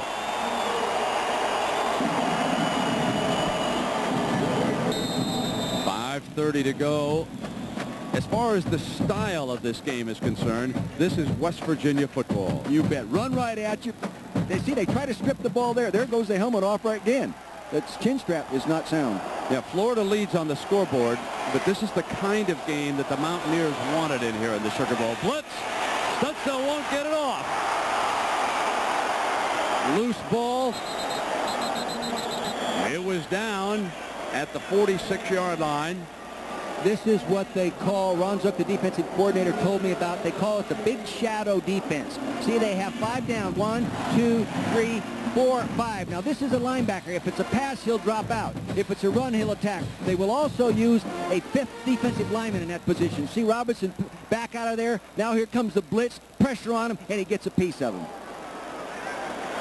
See those 5 guys now. You cover all those people there. No offensive lineman gets any help from the other guy. They're all involved in blocking. The ball is down at the 46-yard line.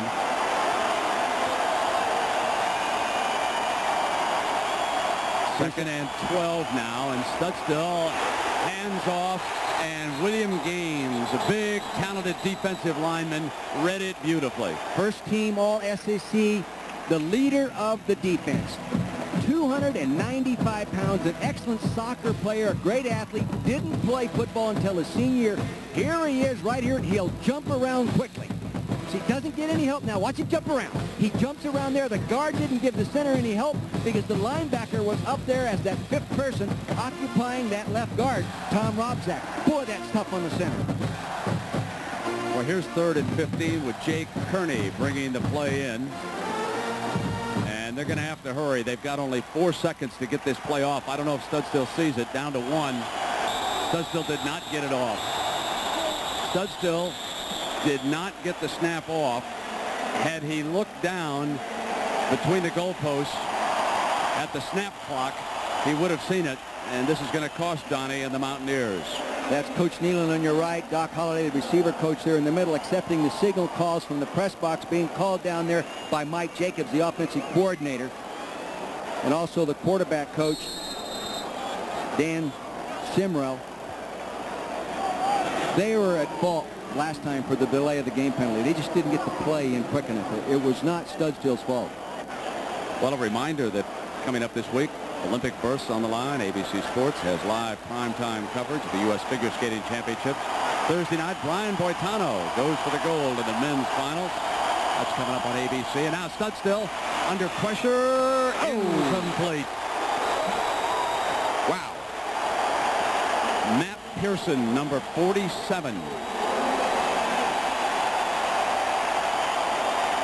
Boy, are they popping each other. Old Matt Pearson really gave it to him. Dick, I have not seen the Gators hit like this all season. I've watched tapes of the Florida game, the Tennessee, even against Alabama. And, you know, they come here with a reputation of not being the toughest group. I want to tell you, you'd never know it by the night. Sauerbrunn under pressure, and they force a bad punt. Out of bounds at the 25-yard line. 2:55 to go, and that's only a 29-yard punt for Sauerbrunn, way below his average.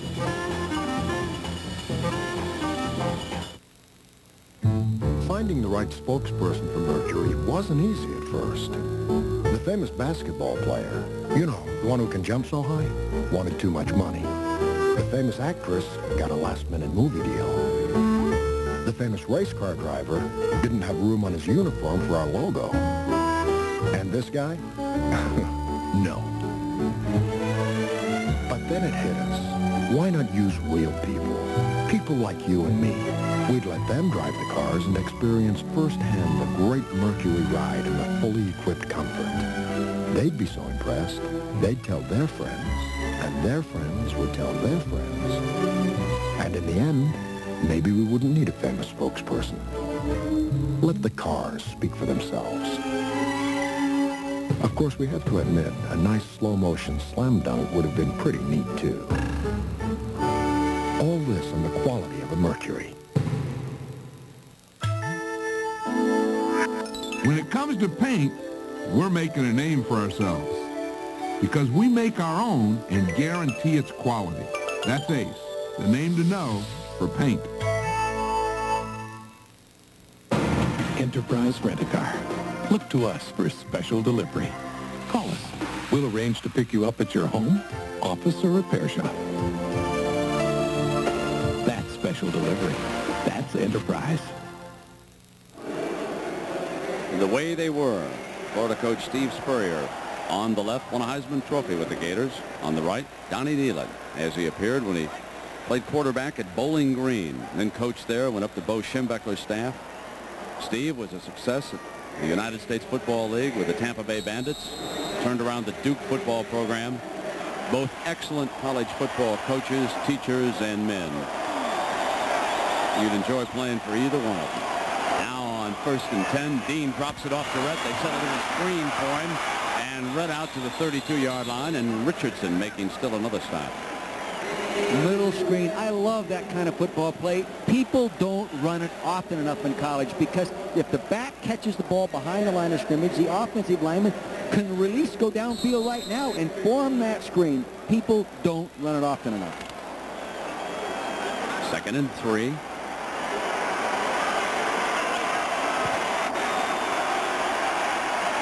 Jumping into a Bear defense. And they cover the tight end with 2 and then come after it. And they run against it with Rhett out to the 34-yard line, short of the first down. And they don't even get the middle linebacker picked up. The guy that picks him up is the running back, Eric Rhett. He just makes him miss him. Excellent running. Great vision and quickness to respond to what he sees. Well, here's the 3rd and short. 1:57 first half. Florida 14, West Virginia 7. Terry Dean with the basic power eye keeps it himself for the first down. The young man from Naples, Florida, very discouraged earlier this year when he had lost his starting job to Danny Werfel. That came after the Kentucky game. Then in the middle of the Georgia game, he suddenly got it back. And against Florida State, Werfel injured his knee. Dean went all the way against Alabama in that victory for the SEC championship. In his disappointment, he talked about transferring, but he says now he's changed his mind, fully expects to be back at Gainesville and playing for Spurrier next year. Avoids trouble, throws left sideline, could be intercepted off the deflection. Incomplete is the ruling. Matt Toffoni deflecting the ball. Toffoni told me he was going to pick one off the other day when I saw him eating lunch with his family at the hotel. He says, Coach, I'm going to pick one off. Darn near got it. Well, the Wavy Lays halftime report has come up, and John Saunders will come along with the scores and the highlights. You'll hear from Barry Alvarez on his great win with the Badgers, and Joe Paterno. How about Joe Pa doing it again, huh?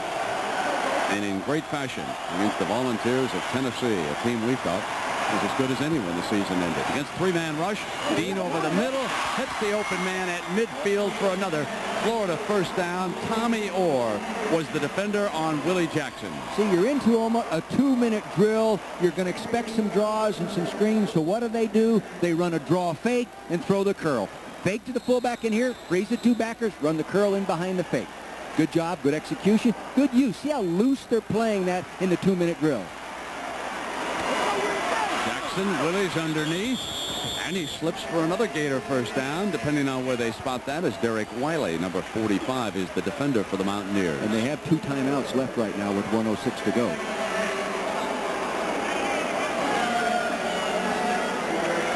Steve Spurrier is the head coach, yes, but he is also his own offensive coordinator and calls all the plays himself. West Virginia sends in its dime defensive package now. They fully expect Spurrier to take a shot here with a minute to go. Dean wants Jackson's got it. Defender falls. He will simply walk on in. There is a flag down, but I'm not so sure West Virginia wasn't offside on the play. I think this is going to hold up over here. Willie Jackson simply walked in. They got their one-on-one coverage here on the sideline, and they burned it for 39 yards.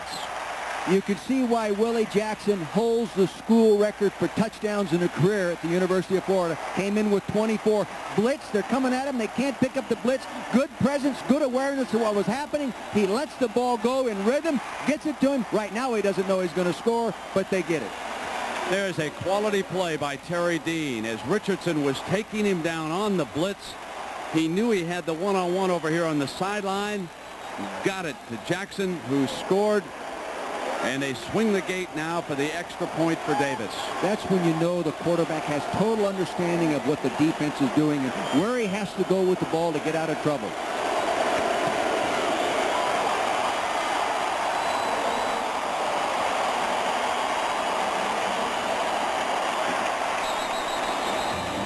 So we'll take a break here at the USF&G Insurance Sugar Bowl. The Gators now lead it. Your business is like his business. It's like this business. It's like that business. It's like show business. It's like shoe business. It's like business 1 is like business 2. It's like his business. It's like her business. It's like business 899. It's like business 989. Just like his business. So your business is what business? At USF&G, we make it our business to know yours. Because only when we understand your business are you truly covered. USF&G, the difference is understanding.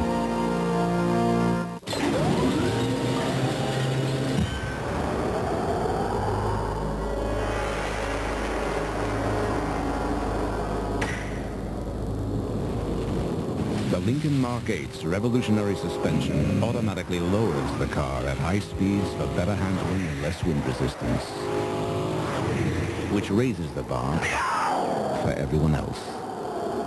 The Lincoln Mark 8. Drive everything else first. Let me correct that graphic when we went to commercial. I think it's at 17-7. Obviously, the Gators had scored the touchdown and lead it now 21-7. Over West Virginia and Donnie Nealon, and they find themselves trailing by 2 touchdowns here at halftime as Terry Dean has done an excellent job at quarterback for the Gators. Shane Edge to kick it off. Logan and Vanterpool. Vanterpool is 26, standing back at the 2-yard line. The Mountaineers with 51 seconds left here in the first half. Ooh, nice pitch. Man has a leg, doesn't he? Let's get it down. And it'll come out on the 20-yard line. They go to 3 receivers normally in the 2-minute drill. Here comes Kelchner back because he probably has a little more experience of running the 2-minute drill, but yet it's been Studstill in the fourth quarter that's pulled them back out of games. And something for fans to remember in the college game. A 2-minute drill can be a 1-minute drill. When you stop the clock on a first down, you can use the middle of the field. If you pick up the first down, you've got 51 seconds. You've got Sauerbrunn. He has a long leg. Kelchner off a short drop. He'll work the sideline. Clock is stopped there after a 6-yard gain. That was Jay Kearney who scored the touchdown on a 32-yard pass from Kelchner. Mountaineers led it by 7, and the Gators have scored 3 unanswered touchdowns against Coach Nealon. Second down with 46 seconds on the game clock. Kelchner will try to get to the sideline if he can. He does. He'll stop it at 40. Took 6 seconds, and Larry Kennedy getting him out of bounds. You see how aggressively he runs. Yes, he had to get out of bounds, but I don't think we'll see him slide into second base at any time when he scrambles. It's just not part of his temperament. I met his grandmother and grandfather down there the other day when we were shooting that special, and I asked him where he got this toughness. He said everybody in the family contributed. Berwick, Pennsylvania needs the first down here. Bounces it. There's 35 seconds to go. You've got 4th and 2. What do you do? Punt it away. The punt team is ready, and here they come. You cannot risk a failure here and give the Gators at least a shot at an easy field goal. Correct. Plus, they have an excellent punter, one of the best punters in the country. He's number 2 in the country in net punt right now, number 1 in the SEC. The Gators line up 10. They've got speed out here on the wings. They're coming after him. Sauerbrunn gets it off. Kicks it too low. That should be returned. Palmer's got it at the 17-yard line. Palmer coming, and a penalty flag is thrown. Could be an illegal block. With 23 seconds on the clock, Kemmerling hustles back to see what his crew members got. Both of these punters are very good. Sauerbrunn and Edge. You know, they have to fight against getting in this dome where there's no wind, no elements to worry about, and trying to kick it out the end of this, because sometimes you just break your normal rhythm and you don't punt the ball as well. A 55-yard punt.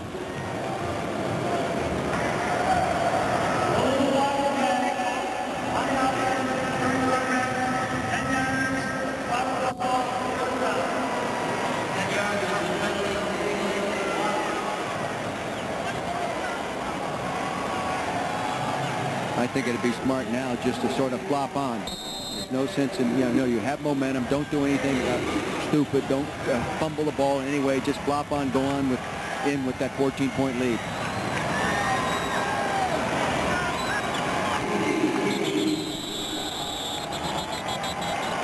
West Virginia has one timeout. If they wanted to, they could stop it, but apparently they're not going to.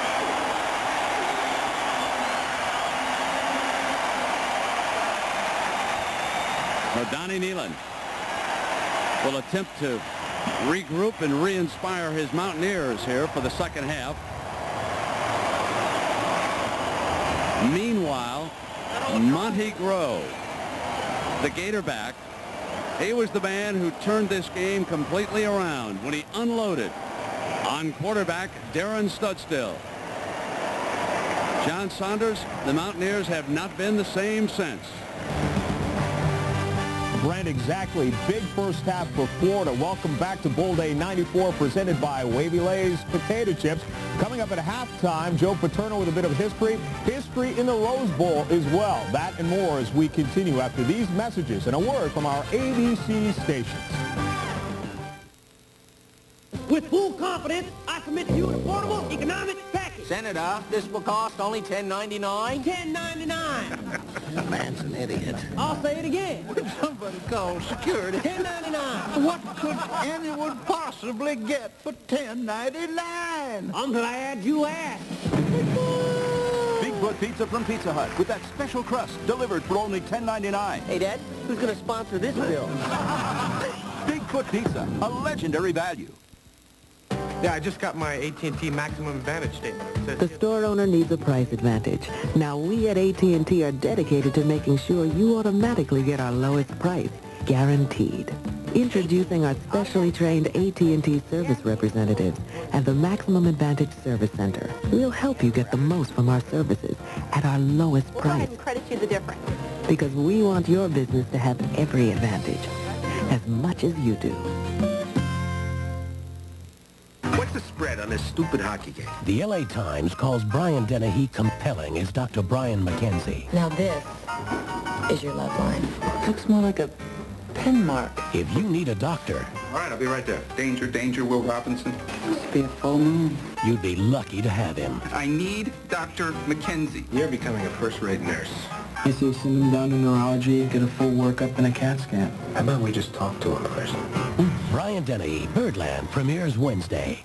Who do you call collect for the holidays? I call my grandmother. My Uncle Dopey. My sister Trista to see if she shot till she dropped. Uncle Dave. My brother Osmond. My sister Elizabeth. My mother. See if she sat on the pie again this year. No matter who you call collect for the holidays, talk for only 15 cents a minute. More than half off the regular price. Just dial 1-800-OPERATOR, only from AT&T. That's 15 cents a minute for all your collect calls. Anytime, anywhere. There's no lower price for a collect call. Happy holidays! What I got for Christmas, well, didn't move me. So I'm getting something that will move me, a new GMC truck. It's the perfect time to buy because the GMC truck team has great year-end values, like a new 94 Jimmy. With GMAC Smart Lease, it's only $299 a month. Or I can take special low financing. Or I can buy any GMC truck or van and make no payments till spring. Hurry to your GMC truck team dealer. These year-end values end January 4th. This year, give yourself something you really want. Hello, I'm Sheila Hyland. Coming up tonight after the Sugar Bowl, a march for a more peaceful Pittsburgh in the new year. Local hunters aim to help those less fortunate, and the death toll rises in a Montana avalanche. Join us tonight.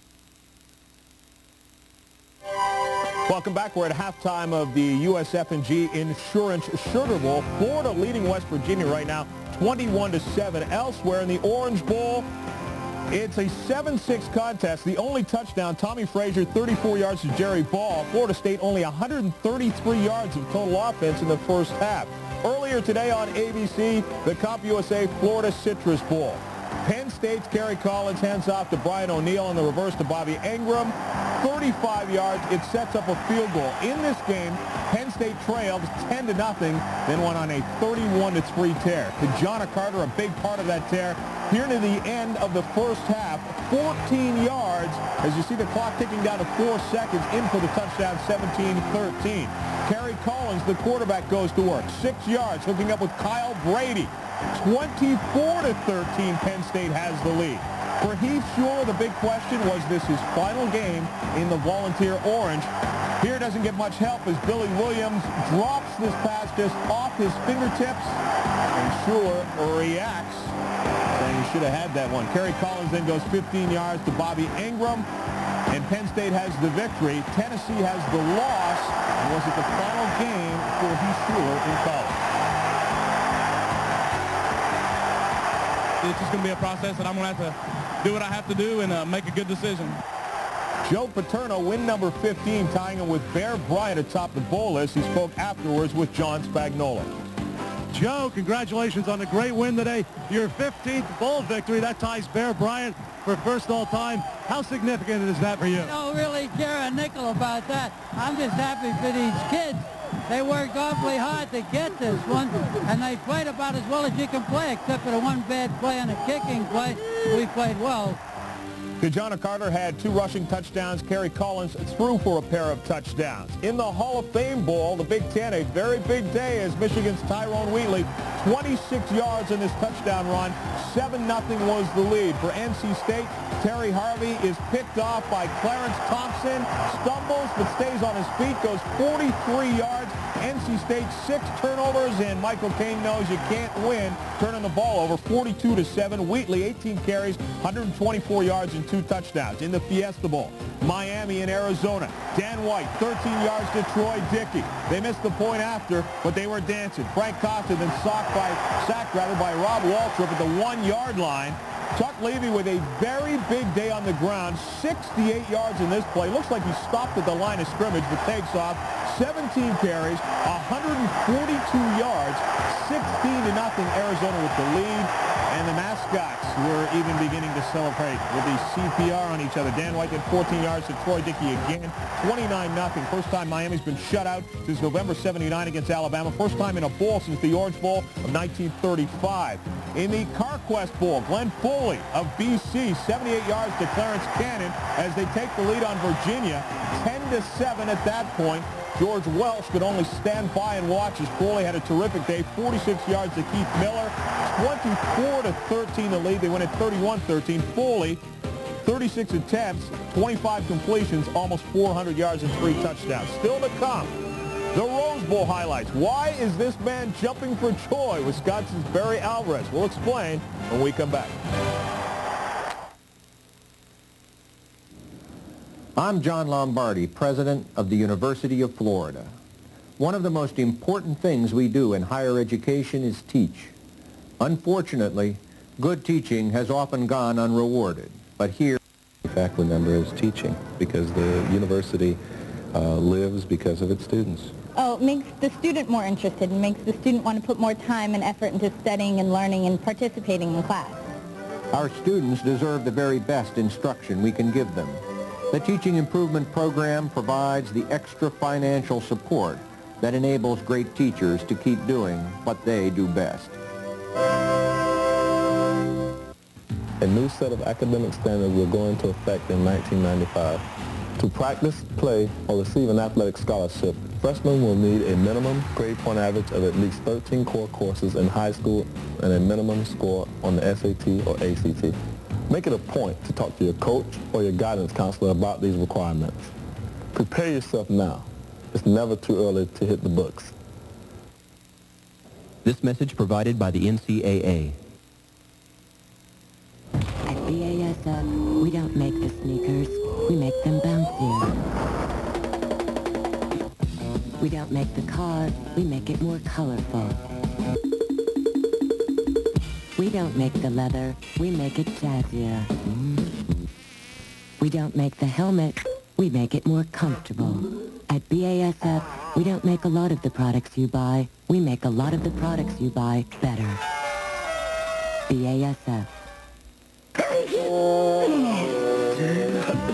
You know your NyQuil works. What'd you do? You tried the latest thing, so you coughed all night. Got no rest. Ended up a zombie. And your proposal to the world's most demanding boss? Postponed until tomorrow, which means you can take NyQuil tonight. You're stupid, Dave, but lucky. Vicks NyQuil, the nighttime sniffling, sneezing, coughing, aching, stuffy head fever so you can rest medicine. Also new NyQuil Hot Therapy. This holiday season, the insurance industry wants you to know we're working hard to make our roads safe for you and your family. We've supported tough drunk driving laws that have saved 40,000 lives in 10 years, mandatory seatbelt laws that have saved 30,000 lives, and child restraint laws that have spared the lives of 2,000 youngsters. On behalf of America's insurance companies, I'd like to wish you and your family a happy and safe New Year. Welcome back. West Virginia thinks they might have a claim for the national championship, but right now they have to worry about the game. They're down to Florida 21-7. The second half still to come. Let's look to other games today. We'll move first to the Rose Bowl. UCLA and Wisconsin. Brent Moss, big day. 12 yards here. He goes in for the touchdown of 1 yard. 36 carries, 158 yards, 14-3. Barry Alvarez says, hey, we're on the hunt for this thing. Wayne Cook then hit by Carlos Fowler. The fumble is recovered by Wisconsin. Numerous turnovers for UCLA, 5 on the day. UCLA's Ricky Davis goes 12 yards here, though, for the touchdown. Wisconsin's lead is down to 14-10. But Darrell Bevel, the quarterback of Wisconsin, goes to work here. He's got no place to pass, so he just tucks his shoulder in and goes to the end zone. Nice move there. 21-10, Wisconsin in front, and time for Bevel to celebrate. Wayne Cook has a chance. Now look at the time. They have no timeouts left. No place to pass the ball. For some reason, he decides to run with no timeouts. He has no chance to get his team back on the line of scrimmage. Time expires, and Wisconsin has the victory. Barry Alvarez has time to jump, pretending he's Michael Jordan with the victory. I felt confident coming in this game. I thought our kids were very focused. We play well at home. I told them before the game, doesn't Camp Randall Stadium, isn't it painted up pretty today? Felt like we had them come out and search this field out because we said we're going to have the majority of the crowd. We're in the home dressing room. We're wearing home jerseys. This is our home stadium. And after the victory, starting safety Scott Nelson proposed to Becky Klefo. They will be married sometime in the future. He liked the victory. Wisconsin first ever Rose Bowl win, 10 wins, the most in school history. Terry Donahue, first Rose Bowl loss. He's now 3-1. In the Cotton Bowl, Notre Dame and Texas A&M. Corey Pulick, 15 yards to Detron Smith, 14-7. Ray Zellers, though, had a big day. Here runs this one in from 2 yards out, tying the game at 14 apiece. Rodney Thomas goes in from just a yard out, 21-14. Then Kevin McDougal, watch the play action, will help him find Zellers out of the backfield, off the block. He's open. And this one helps set up a touchdown. Mark Edwards from just 2 yards out to tie the game at 21 apiece. And there Lou Holt says we must find a way to win this one if we have a shot at the national championship. And Mike Miller, 38 yards after he fields it at his own 40, takes off deep into Texas A&M territory, and it sets up the game-winning field goal. 31 yards by Kevin Pendergast, 24-21. Wasn't big enough, and if all things fall into place for Notre Dame to win the national championship, not likely. Lee Becton over 100 yards, 138 yards in the day. A&M had 3 turnovers in the fourth quarter. In the Heritage Bowl, teams from the MEAC and the SWAC teams have won all 3 Heritage Bowls. Southern wins it 11-0 is the final. We will continue with more of the U.S. F&G Insurance Sugar Bowl in just a moment. Florida leading West Virginia 21-7. Enterprise Rent-A-Car. Look to us for special delivery. Call us. We'll arrange to pick you up at your home, office, or repair shop. That's special delivery. That's Enterprise. When the doctor told me to come in right away, I was scared. This burning pain was real. Was I relieved when my doctor said Mylanta? For heartburn, Mylanta is the antacid doctors recommend most. My doctor said Mylanta.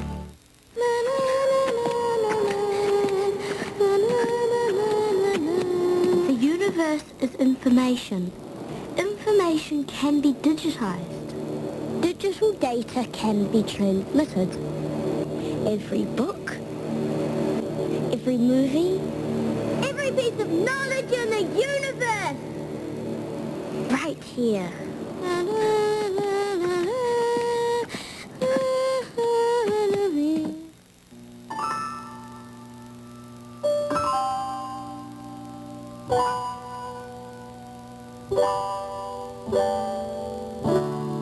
For 127 years, West Virginia University has been meeting expectations for their parents and their parents before them.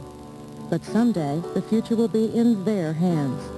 The quality of life, the country's health and wealth, the future will be theirs to call. And just how well they succeed will depend to a great extent on the quality of education that each receives. Waiting for them is a comprehensive university that continues to build upon a rich tradition and proud record of academic achievement, research, and public service. A mission of quality education that began in the mid-19th century and continues into the 21st. When they're ready, we'll be ready. West Virginia University.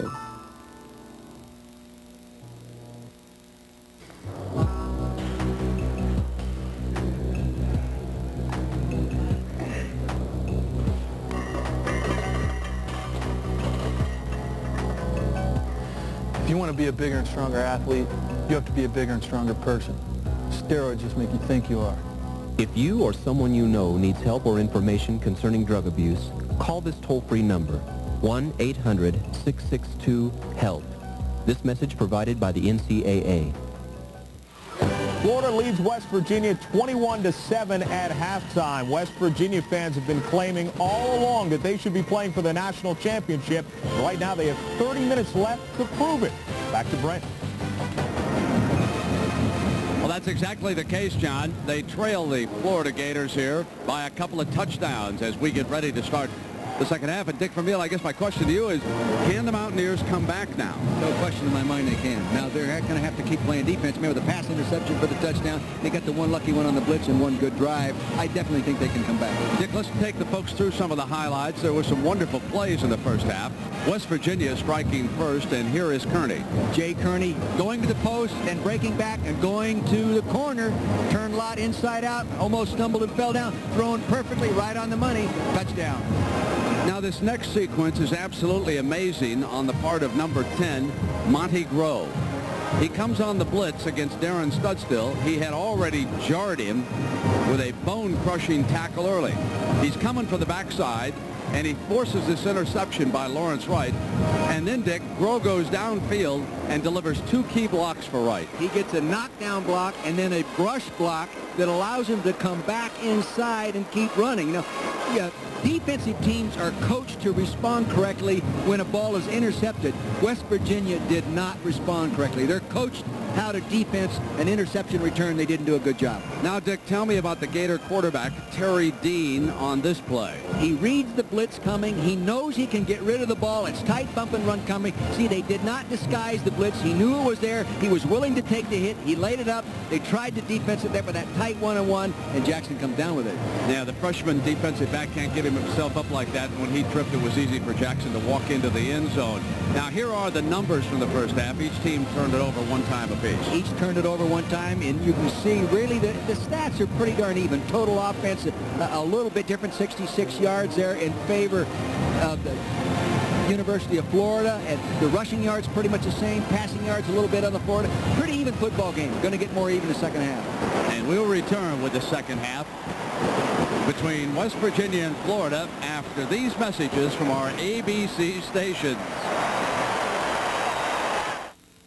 Wednesday, as Super Sled lands Randy in the hospital. Is this an emergency room that you come to all the time? I don't come here all the time. Hey, Toolman. Hey, buddy. Hi, Mr. Sailor. An all-new home improvement. Then a gift pits Grace against her ex-mother-in-law. That old woman was not in her right mind. She called you an old witch, so I assume she had moments of lucidity. An all-new Grace Under Fire, Wednesday. An ABC News brief. Now from Washington, Jack Smith. Good evening. In his first public comment on the issue made on a golf course in South Carolina, President Clinton praised Energy Secretary Hazel O'Leary for opening government files on radiation experiments on humans. Mr. Clinton's New Year's wishes include health care reform, safer streets, and better job security. Tomorrow on This Week with David Brinkley, a look at the challenges ahead. Guests will include Senior Presidential Advisor George Stephanopoulos. Warning, the following commercial contains scenes which may be disturbing to anyone who just bought a Chevy or a Dodge truck. Because Ford's leadership sales drive is on, and there may never be a better time to get America's #1 selling truck, like this well-equipped $13,728 F-150 for just $6,535. Lease it for this, times 24 months. With this amount down, and it's yours for just $65.35 for 24 months. And that includes driver's side airbag and a whole lot more. Warning, this incredible offer ends January 3rd. Imagine you're 2 inches tall, and you're walking by these 2 delicious Big Mac sandwiches. Pretty big, huh? Then you see the price. 2 for $2. Pretty small, huh? Of course, the hard part would be reaching the counter. You see, because you're 2 inches tall, and it'd be a lot. Now McDonald's has 2 Egg McMuffin sandwiches for just $2. Due to incredible demand, we're forced to use this mirror to simulate what a second one would look like. What you want is what you get at McDonald's today. No, I think this is your best side. Whoa, it gets a little nasty out there. How would you like to bring a little nasty right into your living room this winter? It's easy. Call your local cable operator and say you want to order Penn Vision's second half package. Save a bundle and see 11 of the Penn's nastiest matchups, plus bonus coverage of 2 playoff games. Only on Penn Vision. It's a great gift idea. Order PenVision's second half package now from your local cable operator and watch the Pens get nasty. Tonight, a New Year's harvest for those less fortunate. ABC Sports coverage of the 1994 USF&G Insurance Sugar Bowl. Brought to you by USF&G Insurance. USF&G, the difference is understanding. And Lexus Luxury Automobiles, the result of a relentless pursuit of perfection. West Virginia. Donnie Nealon trailing the Florida Gators 21-7.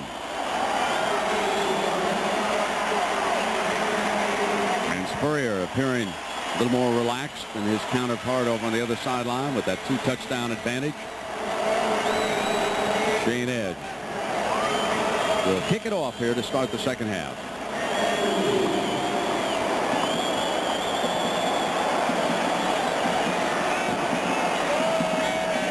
Quarterback Terry Dean has directed this Gator lead with Edge now kicking it off. Logan. Yard deep. Logan to the 20. Slammed down at the 23-yard line. And that was Sam McCorkle who made the stop. And let's go down to Jack Carew. Jack? Well, Brett, Danny Warfel is not suited up, so we're able to talk to him. And Danny, what a big turnaround. It looks as if, and we surmised that maybe some of the rough play early made you guys turn the intensity up. Yeah, I think they got our defense pumped up, excited a little bit. We had that big play. Lawrence made a great play, and things worked out for us. What about the talk in the locker room? What did Coach Spurrier say to your Chargers? He just said, get fired up, play 60 minutes, and the good Lord bless us, and we'll go and do the best that we can. There you go, Brett. Jake Kelchner hands to Walker. Walker on the first play. First 10 yards around the left side.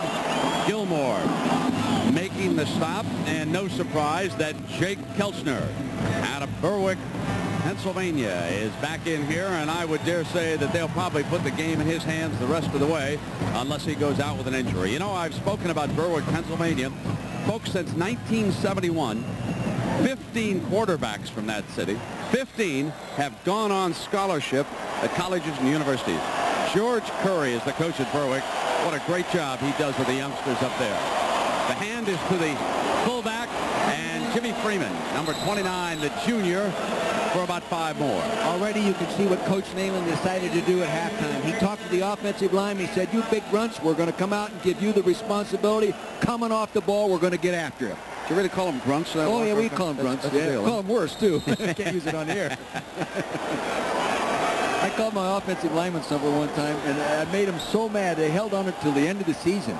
And at the end of the season one night, a guy showed up at my house and really let me have it. He did. Well, I'm glad he left you standing. Now lost the partner. 2nd and 4, and Kelchner's back under pressure. Kelchner has an open man, and he overthrew Kearney here at the 46-yard line. Under pressure, it'll now be 3rd and 4 for the Mountaineers. The man who put the pressure on was Ellis Johnson, and he's limping off the field right now. He's a junior out of Wildwood, Florida. Played at Wildwood High School.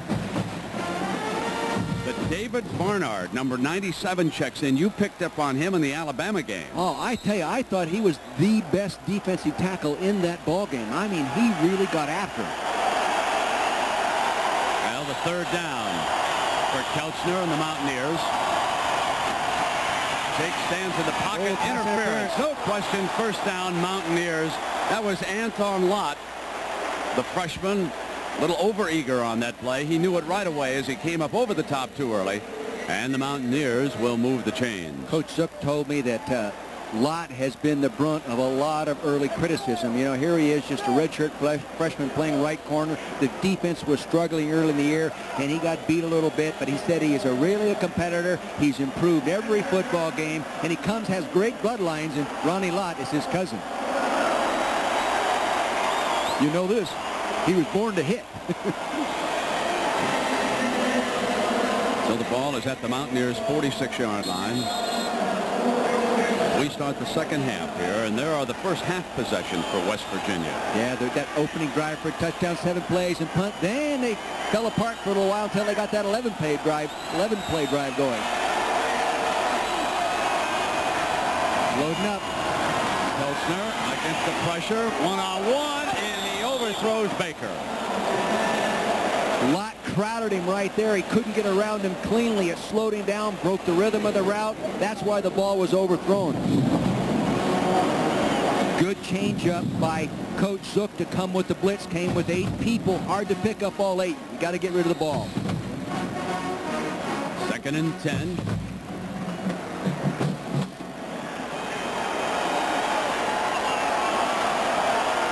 And the Gators with 4 down linemen. The backers come off a yard. Kelchner hit on the release, incomplete. Eddie Hill, the intended receiver, but he never had a chance. They are playing very hard, aggressive football.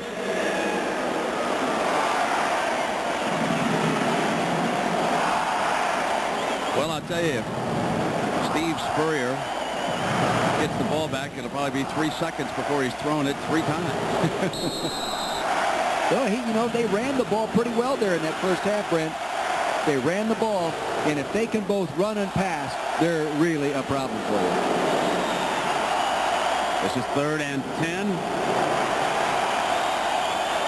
Hill goes in motion. Kelchner high to Kearney and incomplete. West Virginia will punt. When you throw the ball high like that, you're staying back on your back foot, not following through properly, and he just got it over the top. He needs that series to settle down. Expect him to come out in that next series and be a little bit sharper. He had time to throw that accurately. Now he goes 0 for 4. Remember, it was the penalty which gained the Mountaineers their first down. And Sauerbrunn, who's been under pressure a couple of times, goes back to punt with Palmer, the return man. Oh, nice punt. Look at that. Is that it? Almost, that's too good. Boy, did he nail that thing. That's an NFL leg if I've ever seen one. 54 yards. Ball coming out on the 20.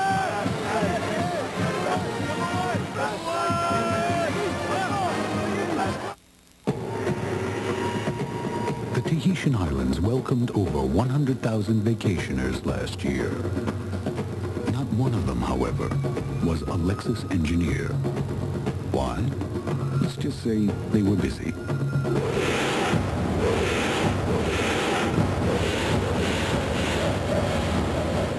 The 1994 Lexus ES, improved, revised, refined, in a word, new.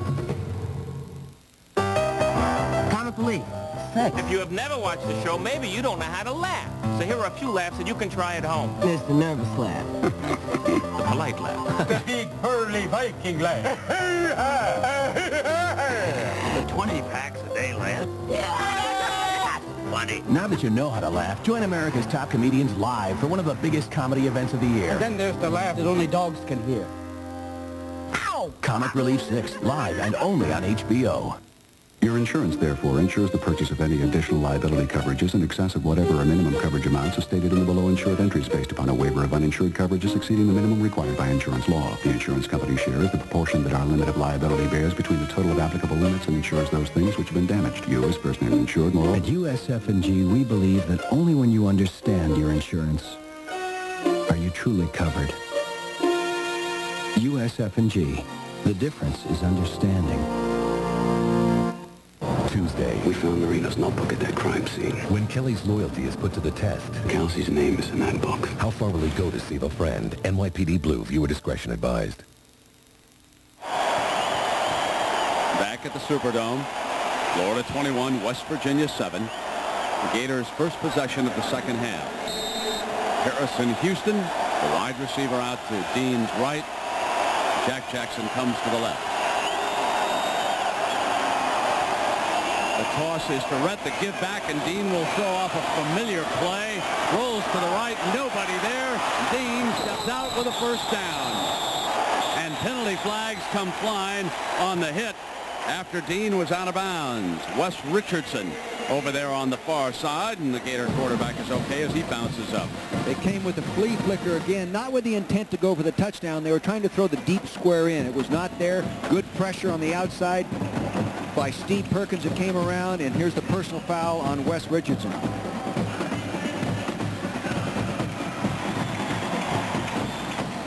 Coach Nealon doesn't agree with the flag on. Either that or he doesn't agree with the play made by the linebacker, one or the other. penalty moves the ball out to the Gators' 46-yard line.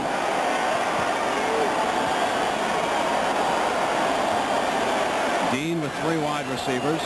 Jackson has one-on-one with Beasley off to the left, and they're going to give it to, on the end around, Frazier, the track man. And he is out of bounds at the 45-yard line. Jack Jackson leading the way.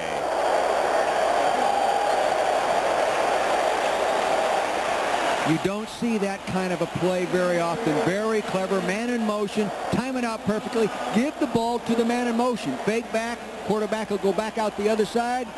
You can expose. Nice knockdown block right there.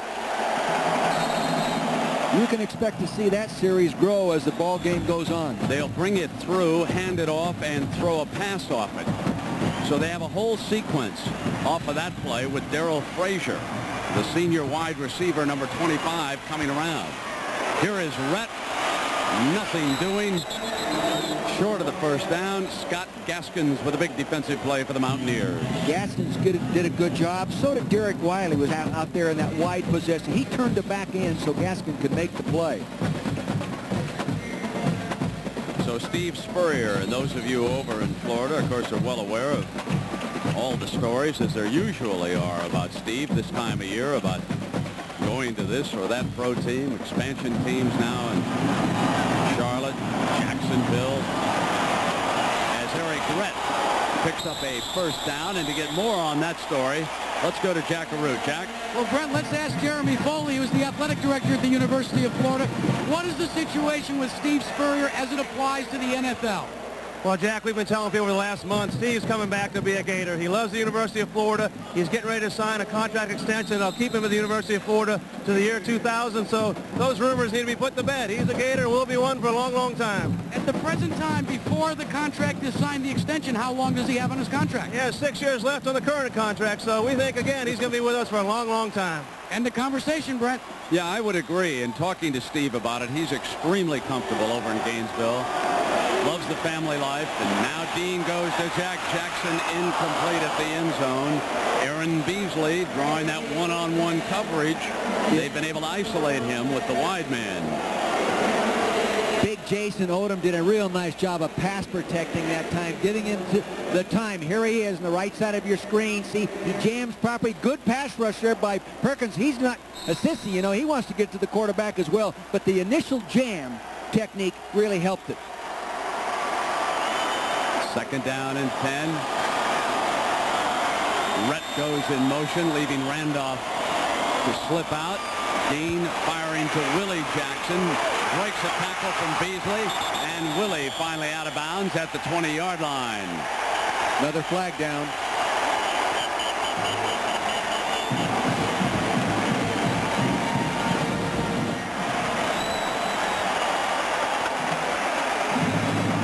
They change up what they do on the different down and distance situations continually through this ball game. Come out first down run, come out first down pass, come out second long run, come out second long pass, and they're really doing a good job of keeping West Virginia off balance, especially when they're trying to mix their coverages. Well, remember 2 years ago when the Gators lost to Notre Dame here in the USF&G Insurance Sugar Bowl. In that game, it was power football on the part of Notre Dame, in particular fullback Jerome Bettis. Steve Spurrier and the Gator coaching staff well remembers that night, determined not to have a repeat here. Here is Rhett slipping for a yard to the 14-yard line. Brown tackles him. He runs with a real nice wide base. He can cut left or right, and in doing so, though, he's not one of those guys that makes the drastic right and left cuts. He still keeps going the ball up with the ball upfield. Swain in the middle of the field there, number 52, offensive center, doing a good job. See, he gets a little help with his guard, but he uses a good takedown hold. They all learn to do that. A 3.47 chemistry student. Academic all-conference. Outstanding young man. Interesting formation. Wide receivers at tight end. Dean sprints to the right, throws incomplete. Aubrey Hill, number 82, was the intended receiver. You never know where the quarterback is going to be when he ends up throwing the football. They drop him back. They play action with him. They do as they did then, the full sprint out. They toss the ball to a back, and he gives it back to the quarterback in a flea flicker, and they throw it. And they've got some others that are very clever that we have yet to see. The score here would be huge for Florida. They lead it 21-7. This is their first drive of the second half. Rhett comes to the short side of the field in motion. And Dean with a straight drop over the middle, incomplete, the receiver, and penalty called. Interference. David Mayfield was working against Willie Jackson.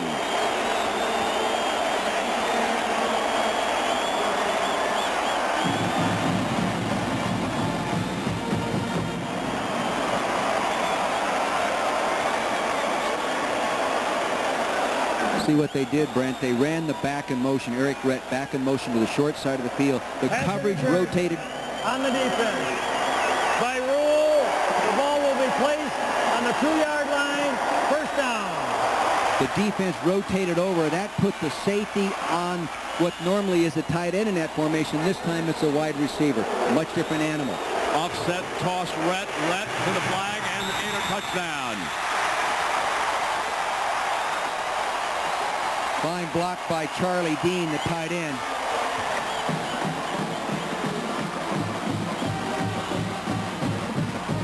Well, there's the 4 scores you knew Florida would come up with tonight. They average better than 30 points a game in this high-power offense. Coming right as the tight end reaches out there, gets a block. He gets a kick-out block with a fullback. He takes it on in, and I really think the tight end was holding on that one, really holding on that outside backer. Spurrier liked that one. Boy, now it is really going to be tough for West Virginia. Takes him out of the kind of football that they like to play.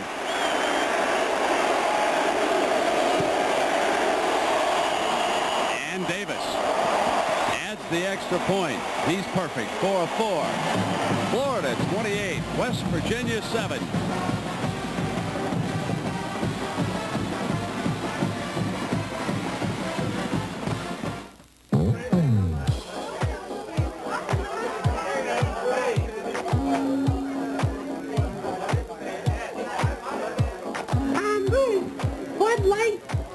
Tonight's ladies' night, and there's a special on Bud Light.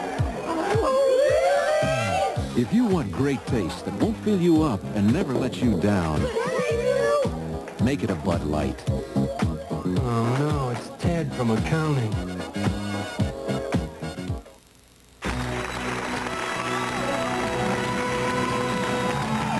Owens Corning presents an exciting debut, Pink Plus, a new insulation that's silky to the touch. The reason? Pink Plus is our famous pink fiberglass insulation wrapped in smooth pink poly, which also makes it extra easy to install. So get in touch with a premier insulation. For the Pink Plus dealer nearest you, call 1-800-GET-PINK.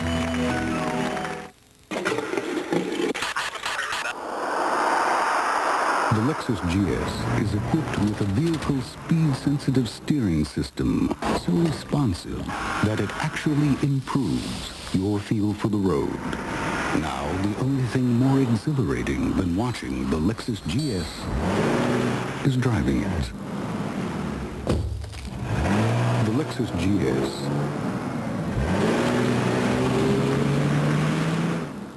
They are our country's best, but only 2 will make the Olympics.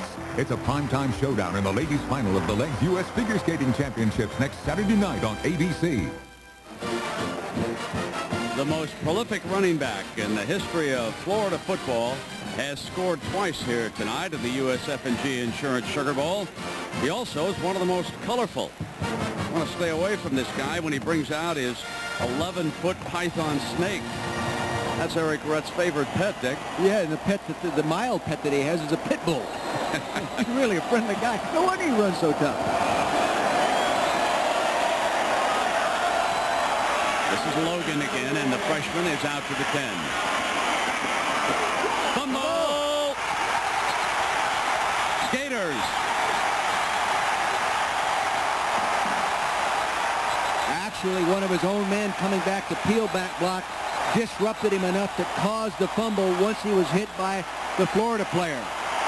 He takes the ball back. He's coming up. He's going to get over. See, they're running a right return, left as we look at it. Now, you'll see a blue jersey flashed right there. Lovett Purnell, number 82, strips him of the football. Didn't get out of his way, ran right into him, caused the fumble. And now the Gators will go for the stranglehold, leading 28-7. The turnover inside the 15-yard line. 1st and 10 for Florida.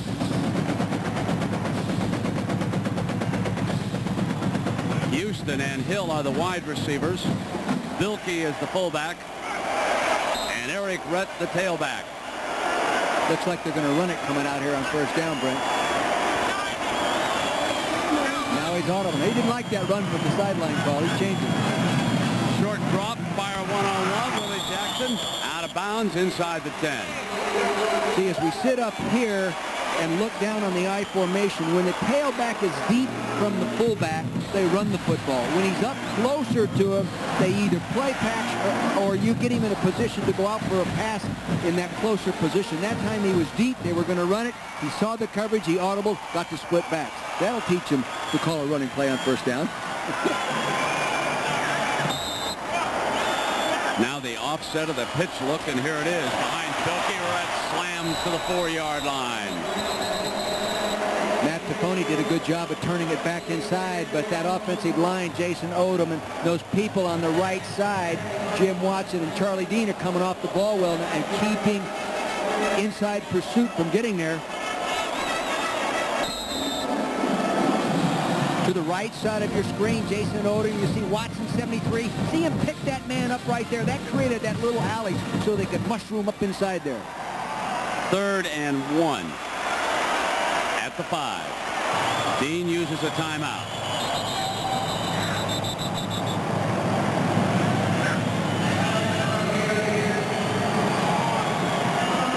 What a reminder, tomorrow night on ABC, it'll begin with new episodes of America's Funniest Home Videos. Then the new America's Funniest People. Clint Eastwood's in neither of those. Lois and Clark. The New Adventures of Superman, perhaps. But no, that last one, folks, has got to be starring Clint Eastwood. He is a Heartbreak Ridge kind of guy. That's an old Marine movie, that one. Yeah. He's got that old Marine look. Michigan coming on strong. You know, at the last couple games of the season, they might have been the best team in the Big Ten, or at least close to it. They really came on strong at the end. Won't be taking anything away from those Badgers. Oh, hey, can't do that. Boston College, Tom Coughlin did a great job there this year. Barry Alvarez beat my Bruins soundly. Great win by Coach Holtz. Nobody does any better job in bowl games than the old Coach Holtz. Look at this one. They're hanging in there tough. About time I'll take the 17.5. What are you talking about? No, I don't know. 3rd down now. The ball is at the 5-yard line.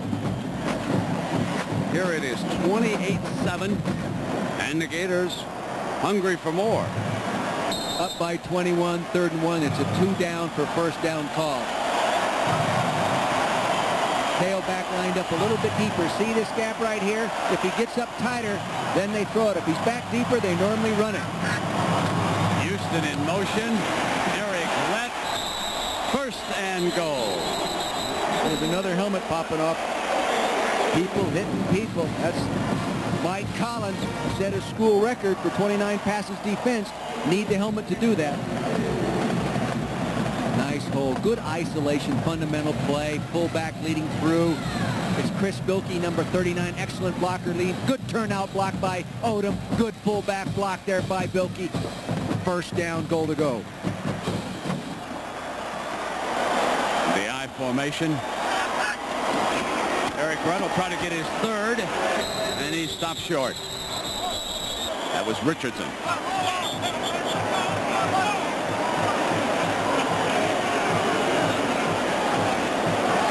Dean getting the play call from Steve Spurrier, who is the offensive coordinator as well as the head coach.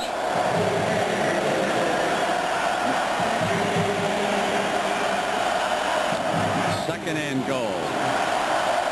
Rhett is behind Bilkey.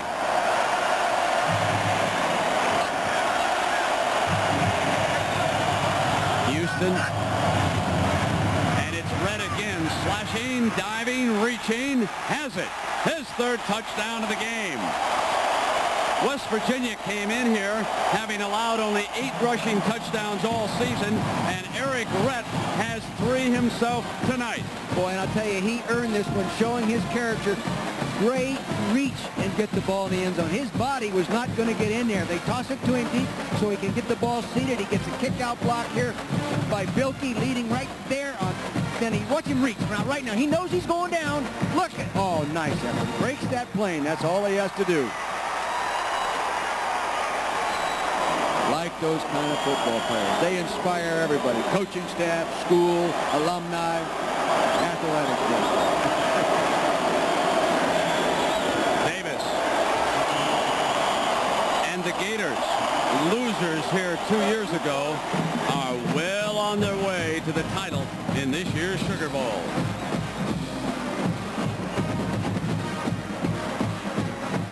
Wavy Lace presents Look Who's Making Waves. Rick Meyer. This rookie quarterback has always wanted to be a star. Listen up. Yeah, I remember back in 2nd grade, Mrs. Robertson asked me, Rick, what do you want to be when you grow up? I knew exactly what I wanted to be, a rock star. Now I'm just an NFL quarterback. Fresh out of Notre Dame, first-round pick, starting every game for the Seattle Seahawks. That's right, Seattle, the rock capital of the world. The dream lives on. Yes!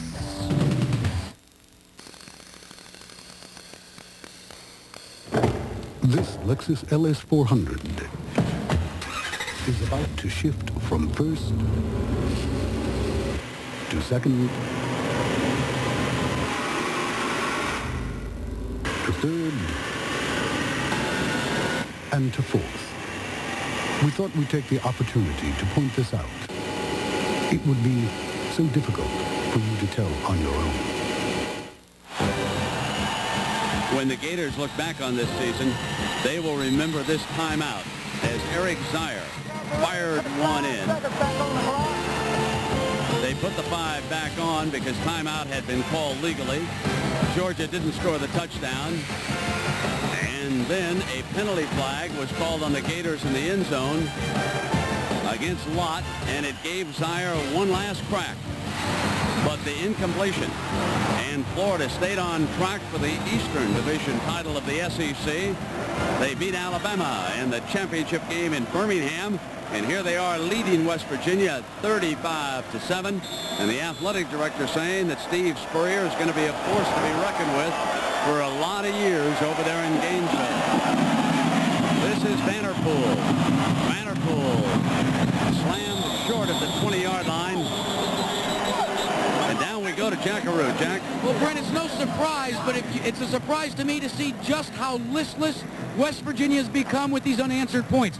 You look behind me, there's no spirit at all. They're the most downtrodden group of players that I've ever seen, and one of the things that I think might account for it are these huge diamond vision screens. Not only do they see the scores in person down in the field, but then you see all their eyes look up and see it again. It's like getting hit twice in the same play. That would make the score, Jack, 70-14. Yeah. First and 10. Jake Kelchner will try to light a fire. It's a flickering flame for the unbeaten Mountaineers. Instead of high, this one's low on the bounce to Baker. You know, since they took him out and he's come back in, you know, he set that whole time. He really has not been sharp at all. He was 0 for 4 in the last series, 0 for 5 as so far in this half. And remember, initially he was right on the money.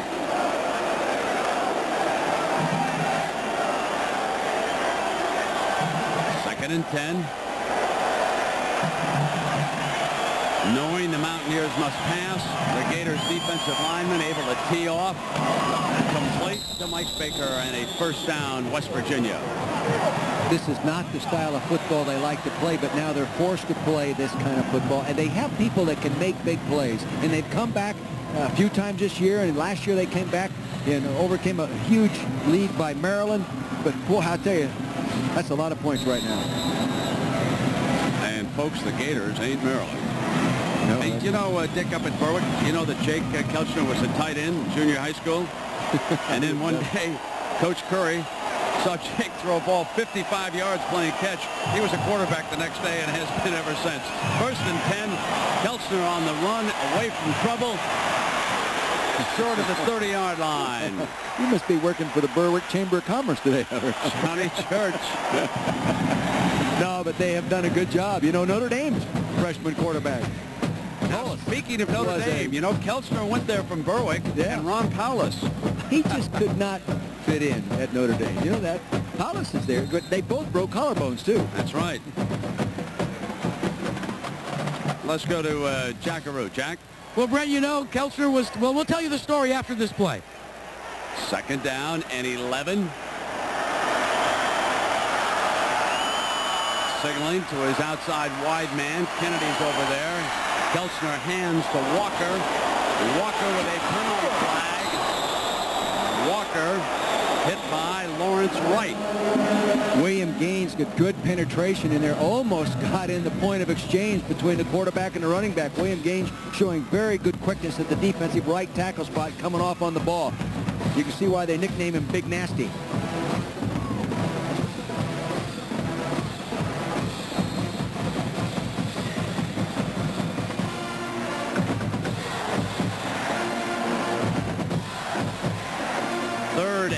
Short. That's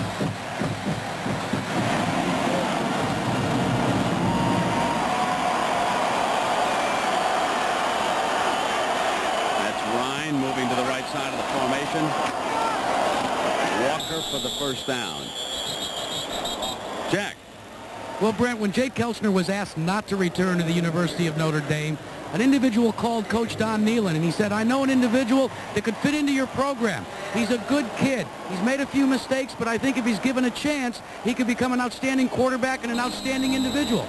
Nealon listened, and then he called Jake Kelchner. He offered him a scholarship. You know who the individual was? Lou Holtz. You got it.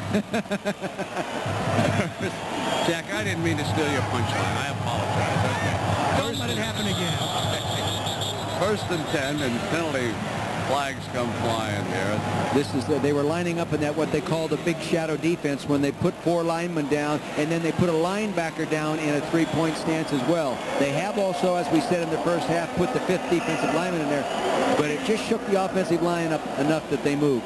When I left Amelia Island on Monday, I picked up the Florida Times-Union in Jacksonville, and I knew the Gators meant business. The headline, Gators to tone down partying. Bourbon Street mentioned it. All that is raucous and rowdy, they did it 2 years ago, but not this time. This is a Gator team that came in here with a purpose, and so far they are making good on that promise.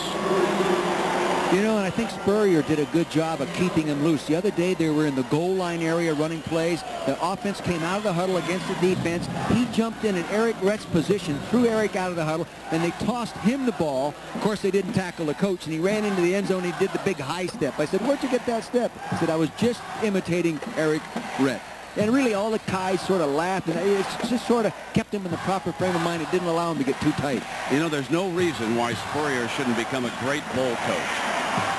When you think of what he can do with that extra time off, Dick, and the way he sets up an offense, Kelchner slips away, goes down the middle of the line, and it's incomplete. And that was Larry Kennedy who got a hand on the ball. David Barnard did a good job, though, of getting away, didn't he? You did, and David Barnard did a good job of putting that pressure coming in from the defensive tackle position. Boy, it takes a man to block that fella. And Kennedy really is probably their most solid, consistent defensive back. When you talk to Ron Zook about him, he says he's always there. He's not spectacular. He just plays well every week. But Kelchner was under a lot of pressure that time. Well, here's a 3rd down and 5.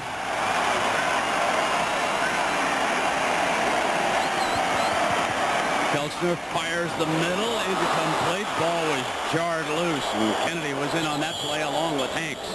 The Gators have been hitting like that since midway through the 1st quarter. The message has been delivered. You know, you can hit like that when you're in a good athlete and you can run quickly. You know, a slow guy has a hard time accelerating in that sort of space and really nailing you. But a guy that's quick, can bend his knees and strike, can hit like that. Let's go back on the Gator season, and let's not forget Auburn. Unbeaten but ineligible because they are on probation. And Auburn pulled one out on the Gators in Auburn, Alabama. That was a late field goal, as I recall. 38-35. Perhaps I'll have to check to make sure. The punt by Sauerbrunn at the 19, and Palmer slips the first tackler, but not the second. And there'll be a little pushing and shoving down there at the 15-yard line. Now, here are the standings. And you can see at the bottom, Auburn, unbeaten, beat the Gators with a classic ending in Auburn. The only other Florida loss this year was to Florida State, and that was in Gainesville, and that's the only game that Steve Spurrier has lost in the Swamp since he became the head coach 4 years ago. This is a remarkable turnaround of a program over in Gainesville, and it is quality. A lot of youngsters on this team. They're going to be a force to be reckoned with. I would dare say that a lot of the preseason polls are going to mention the Gators next year as one of those candidates for a national title. That's how much talent comes back. Eric Rett will be gone.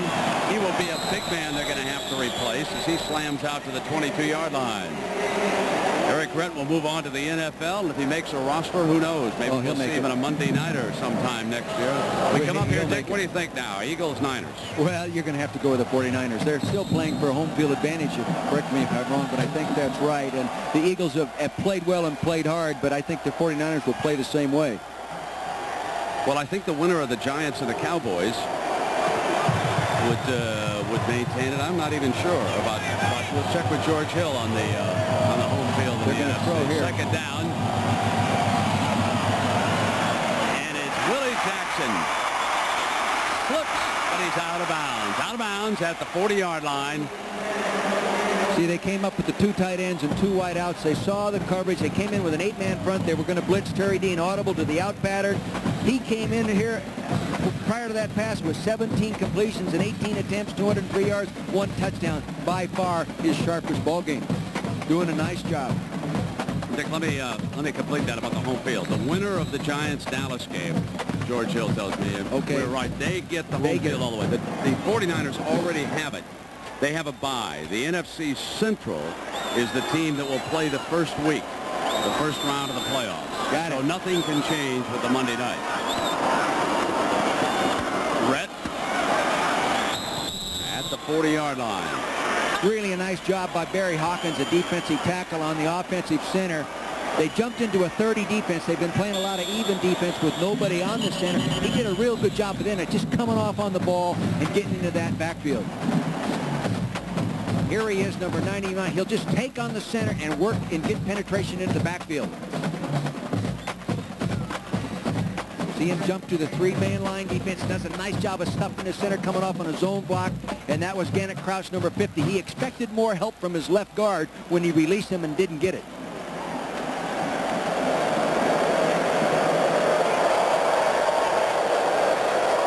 Let's go down to Jack. Jack? Ray, you talked about the last time the Florida Gators were here in New Orleans and they stayed off of Bourbon Street in 1993. This time here, well, let me tell you something else that Coach Steve Spurrier did. He dissected the way they approached that Sugar Bowl. And he said, one of the mistakes we made is not getting here in the Superdome early enough to practice. In fact, they only had an hour walkthrough the day before the game when they played here the last time. So this time, every single day, with exception of one where they practiced in Tulane, they practiced on the artificial turf. And here's one reason why. They played no games on artificial turf until they played in the SEC Championship this year at Legion Field in Birmingham, Alabama.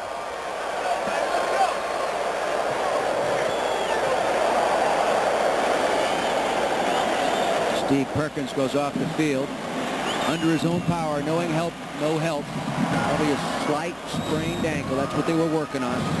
He's been a factor in there, too. Regardless of the score, he's made some plays.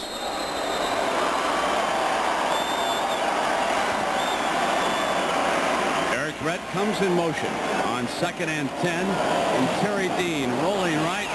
Slips it to Willie. And he's out of bounds at about the 45-yard line. Aaron Beasley there with coverage, and Beasley's had his hands full, hasn't he? Oh, yeah, they keep doing a good job of trying to mix the coverage, but it really doesn't matter because these kids are really totally aware of what they're supposed to do with the ball, regardless of the coverage. Well, with his formation and so many talented wide receivers, he's eventually going to get somebody one-on-one. And he knows he says, I can beat you with this. Right. And plus, the important thing is he knows where to go right now. It doesn't take him long to decide to get there. Good definition of purpose. Beasley's over here on Willett. So now Rhett puts pressure on the other side. Dean comes, throws to the slot man, and Hill can't get a hand on it, but he had him one-on-one that time, and that was Collins who drew the coverage on Hill. Terry Dean got decked there by Keith Morris back there. See, now they ran the back in motion again away, pulling the coverage that way, forcing a one-on-one situation over toward the slot. It was there. They just threw it incomplete. Well, you watch Florida, and we saw Alabama a bit on television, and you are really puzzled about the performance by Tennessee against Penn State today. Well, the last time we saw Penn State play, they played awfully well. Remember, against Illinois, they ran the ball just tremendous. And evidently today, they just put it all together, because you and I both know that Tennessee, when we saw them, was an excellent football team. Edge wants it. Vanderpool bluffs the fair catch. Ball will come out of the 20. Really, Coach, I didn't want to put it back in the end zone. I thought I could drop it inside the 10. I'm used to punting against the wind. Turn up the air conditioners. Well, there are some stunned folks over there on the West Virginia side. They are stunned. They just took all the sap out of them. They came out here with such intensity and enthusiasm and playing hard. The defensive line coming off, offensive line coming off, but they really lost it right now. And I will never forget that moment. And we'll get an opportunity in the fourth quarter to show it to you again of Monty Grove, number 10, when he unloaded. I don't think this football game has ever been the same since that two-play sequence. Kelchner with time looks back and he overthrows his receiver. That was Jones who had slipped out of the backfield. He's saying to himself, how could I throw that incomplete? Look at it. Dick, will he get a look in the NFL? Oh, definitely. Definitely. There were scouts here during the week watching him, and I talked to Billy Kuharich, the personnel director of New Orleans Saints, and he says definitely he's an NFL prospect. I believe he is, especially when we saw him here in the first quarter. He was really sharp and looked good, and he looked very good on the practice field. When we saw him before, he was banged up, and it was tough to evaluate.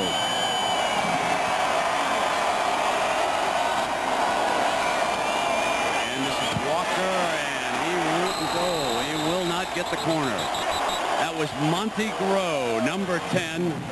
He's the tempo setter.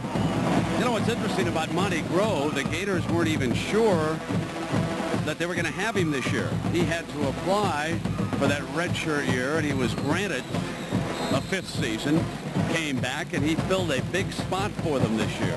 From the right side of your screen, number 10 staying in contained position, pop. See what he does? He does a nice job of bending his knees, getting his pads down, and lifting and hitting up through the target. On 3rd and 12, Kelchner flips it out to his fullback, who is down at the 19 and short of the first down. West Virginia must punt again as Groh and Kennedy were there defensively. Jack Arute. Brent, you might be wondering why Mike Baker, the wide receiver for the Mountaineers, is not out during this series.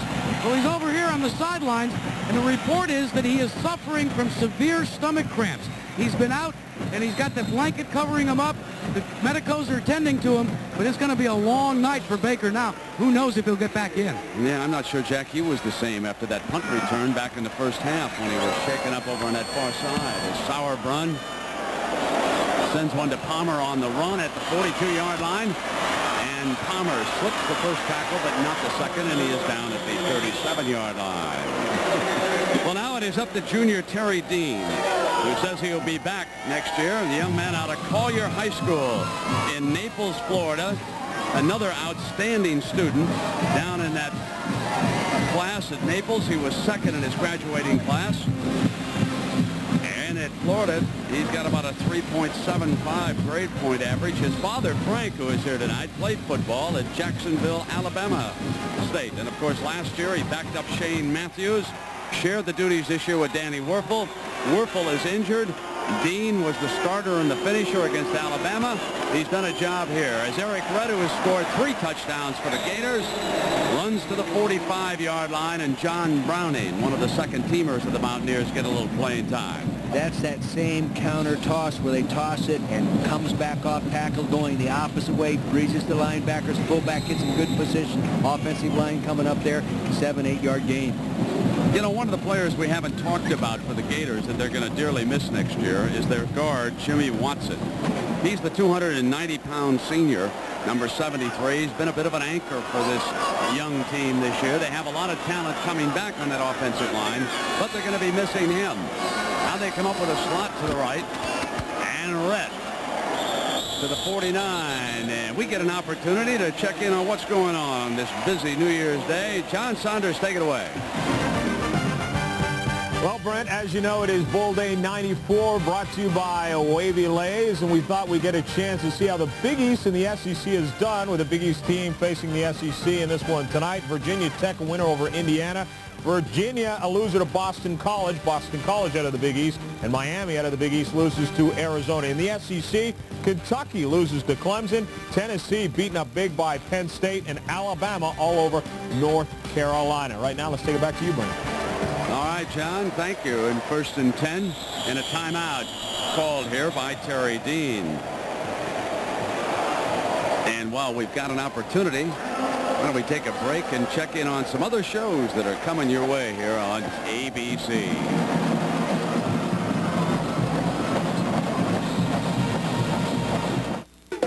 Sunday kicks off a new year of video surprises with an all-new America's Funniest Home Videos. Then Sasha Mitchell from Step by Step guest stars. Comedy Unplugged. It's the all-new America's Funniest People Sunday. You'll have a ball. Sunday, Superman and Clark have lost their minds. Clark has amnesia. What will it take to bring them back? Does this refresh your memory? 1, 2. An all-new Lois and Clark, Sunday.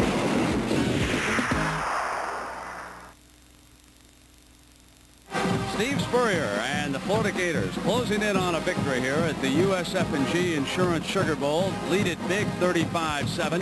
They gave up the first 7 points of the game and then came back and scored 35 unanswered points against Donnie Nealon's Mountaineers. You know, and I think the offense, if it continues like it is here for Florida, will get a lot of credit. But I really think the unit that deserves a lot of credit is that defensive football team. They have really improved through the season. They start out getting a lot of criticism, and Coach Zook and a lot of the players did, but they have played awfully well and tackled very sharp. I know that one of the glamour guys and the number guys will get the MVP, but I'd vote for number 10. Me too. I don't think the game's been the same. 1st and 10. And Rhett, stepping lively, picks a hole beautifully, doesn't he? It's so tough to do that, to start one way, catch the ball, come back, and then make people miss because the defense has gained penetration. He'll catch the ball, start to his right, he'll come back to the left, penetration, he'll widen his base, cut right upfield, find the daylight. This young man can play. You can't coach those kind of things. His name is right up there with the Herschel Walkers and the Bo Jacksons when it comes to career numbers in the SEC. I mean, he's just had a wonderful career at Florida. We don't know if he'll have a pro career quite like Emmitt Smith, but then how many guys will have, you know what I mean? Now it's Dean back, has one-on-one, goes deep against Beasley, and incomplete. It was Houston. But he beat Emmitt Smith's record at Florida. Yes, he did. Rhett rushing for better than 4,160 yards. Emmitt, of course, he had 3 years, remember, then he went into the pros, 3,928. So he did have one extra year, if we want to put one little asterisk on that. But Eric Rhett is 3rd in the history of the SEC behind Herschel and Bo. How's that? And he's pretty good company. And he can catch, too. He's an excellent receiver. Right now, there's nothing he can't do maybe for the NFL team, but maybe make the 80-yard run, the 60-yard burst once he clears that secondary. And when you're named Rhett and you're playing in the South, folks, you know you're good. Completion of Frazier. 1st down for the Florida Gators and out of bounds. When you think about it, hey, Eric Rhett, huh? That's it. But, you know, here's Darrell Frazier, number 25, but just caught that football. He's a senior out of Winter Haven, Florida. He's hit 9 balls coming in, averaging 25 yards a catch. They throw it to him. He reaches out there. He looks like he's caught 60 balls on the air. They can all catch the football.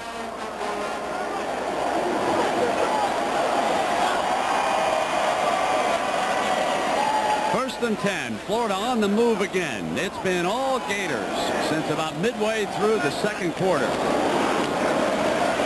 Here's Witt to the 28-yard line.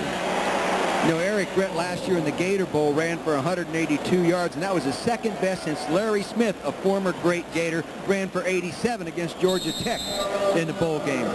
I don't know how many he's got right now, but it's obvious they're going to give him the football and let him run. He's up to 100 yards right now, and that coach we see right there is 23-1 when a running back runs for 100 yards. There it is, 21-1. Missed it by 2. I was giving you a little more credit there, Coach Spurrier. You're ahead. Don't get upset. You don't think he takes this game serious, huh? I've been around you long enough to know how coaches take these games. You know, there's another game he takes serious, and that's golf. And that might be one reason he'll never coach in the NFL. He wants to keep playing. I'll tell you why he's upset right here. This is the second half of the game, and even though he's up 35-7, he does not like to be completely out of timeouts before the fourth quarter even starts. That was the third timeout called by Dean, and Steve, I think, would have just as soon settled for a 5-yard penalty in that situation and at least kept one in his hip pocket just in case there's a miracle comeback. Yeah, that's right. Yeah. Jackaroo, what about Steve's golf game? Well, it's a great little story that Don Nealon told us. You know, he said playing the 8th bowl game of New Year's Day so late in the day really upsets the way you get ready for a game. And he said, you know, what I would have liked to have done is I'd like to have teed this thing up at about 1 o'clock. And then I would like to have gone home and have all this crowd come in and look at the Diamond Vision screens and have it say, hey, we decided to start without you. Sorry we did. Watch the replay. We left early. 1, so Steve Spurrier can get an early tee time tomorrow in Florida, and so I can go back to the mountains. 2nd and 6, and yeah, he would have liked to have seen that a lot of people didn't see this one. Now Dean steps off to the right, fires. Looks like it was just short of the first down, didn't it, at the 25-yard line. He hit Harrison Houston, the senior wide receiver. There's one of the young men they'll be replacing in Gainesville next year. Third down. He's a school record in all-purpose yardage. Every one of these receivers holds some kind of a record. Every time he touched the ball, it was 19.3 yards. So obviously, as an offensive coach such as Spurrier, you try to find ways to put the ball in his hands. Well, Steve, you know, played here, too, in a Sugar Bowl game. He was on a great comeback that came up a couple of points short against Missouri. He was the first losing player to be the MVP. Now he comes back. He's lost once as a coach. And with that first down, moving, and Dick, it appears like he's going to come away and be 1-1 as a coach. He's 15 minutes away. Time is running out on unbeaten West Virginia.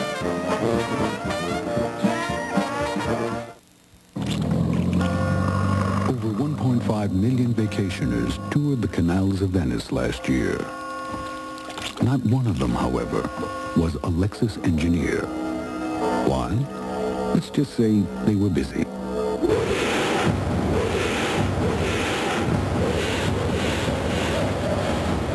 The 1994 Lexus ES, improved, revised, refined. In a word, new. Every day in 34 countries and over 300 cities, Delta Airlines takes off to the world of facts and figures, budgets, and bottom lines. And when the job is done, we bring you back to the world of mommies and daddies, boyfriends, girlfriends, and best friends. Delta Airlines. I don't like soldier boys. I think war's just been declared. Clint Eastwood's taking no prisoners. Oh, in Heartbreak Ridge Sunday. Was Santa good to you this Christmas? Did you get a new Oldsmobile Cutlass Sierra with all this equipment for only $13,995? Did you get a new Achieva loaded with these features for only $13,995? Did you get a fully equipped Cutlass Supreme that only cost $16,995? Oh, what did you get for Christmas? Oh, that's nice. But there's still time to get an Oldsmobile during the after-Christmas clearance. It's our present to you. What I got for Christmas, well, didn't move me. So I'm getting something that will move me. A new GMC truck. It's the perfect time to buy because the GMC truck team has great year-end values, like a new 94 Jimmy. With GMAC Smart Lease, it's only $299 a month. Or I can take special low financing. Or I can buy any GMC truck or van and make no payments till spring. Hurry to your GMC truck team dealer. These year-end values end January 4th. This year, give yourself something you really want. Happy holidays. From all of us here at WTAE TV.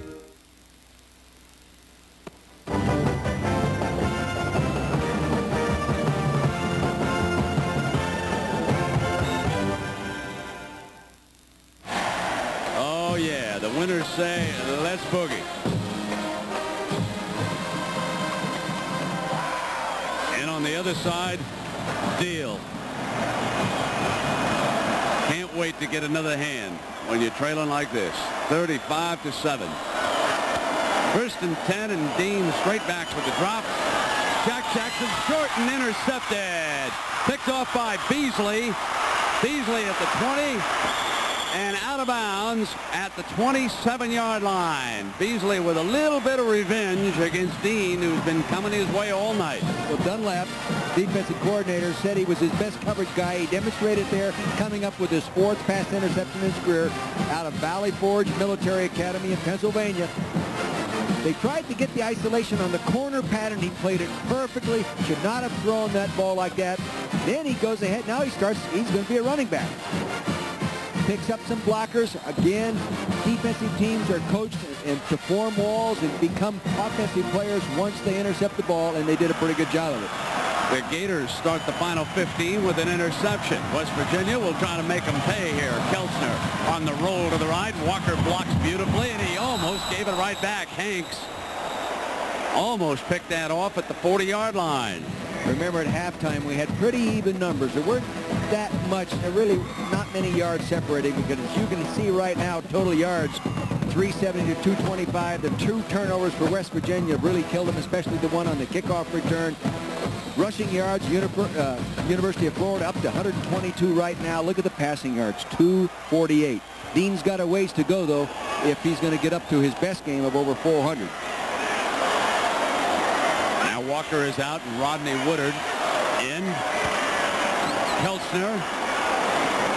And a diving reception at the 38-yard line. Nice catch by Rasan Venterpool. Rasan is a gifted young freshman football player out of New York.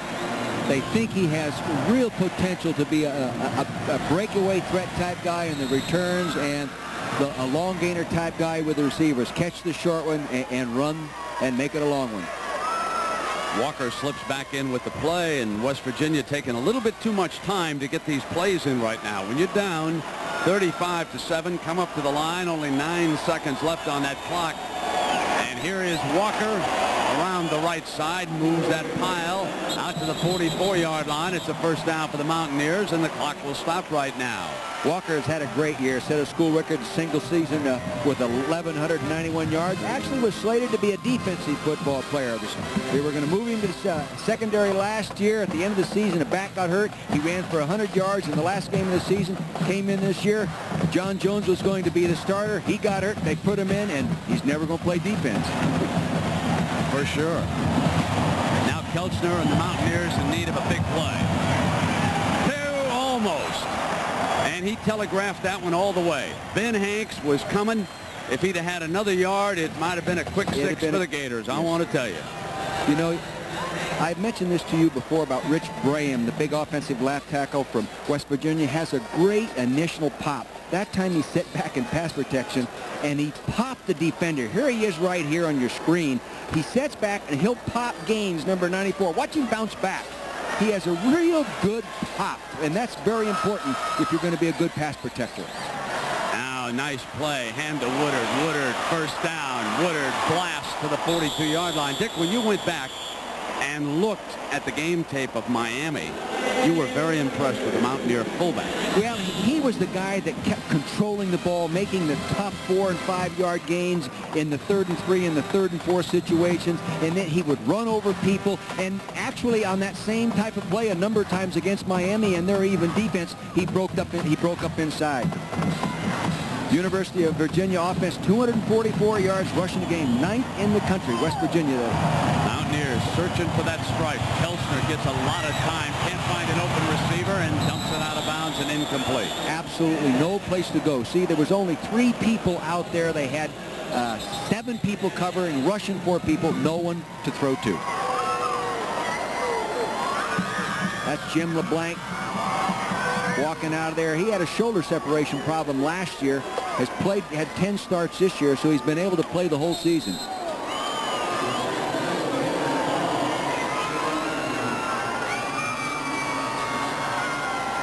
There's big Jim LeBlanc. 2nd and 10 for Kelchner and the Mounties. Blitz. Off the blitz. Here comes Groh. Kelchner releases, complete. Vanderpool, the freshman, on the receiving end, and Groh was coming again. Normally in that kind of blitz, man-to-man all the way, you would like to go to the post pattern for the big one. He didn't have time to set up properly and go for the big one, so he takes the flat pattern. Mr. Groh coming off the corner. He's what they call the Gator back. The other fella, Ben Hanks, is called the Bandit back. Both of them are tough backs. Average yards by down. One of the messages up here on the board in the Superdome says, "Go Jacksonville Jaguars." Here's the handoff now. And Walker stood up far short of that first down. Ben Hanks. Excellent tackle.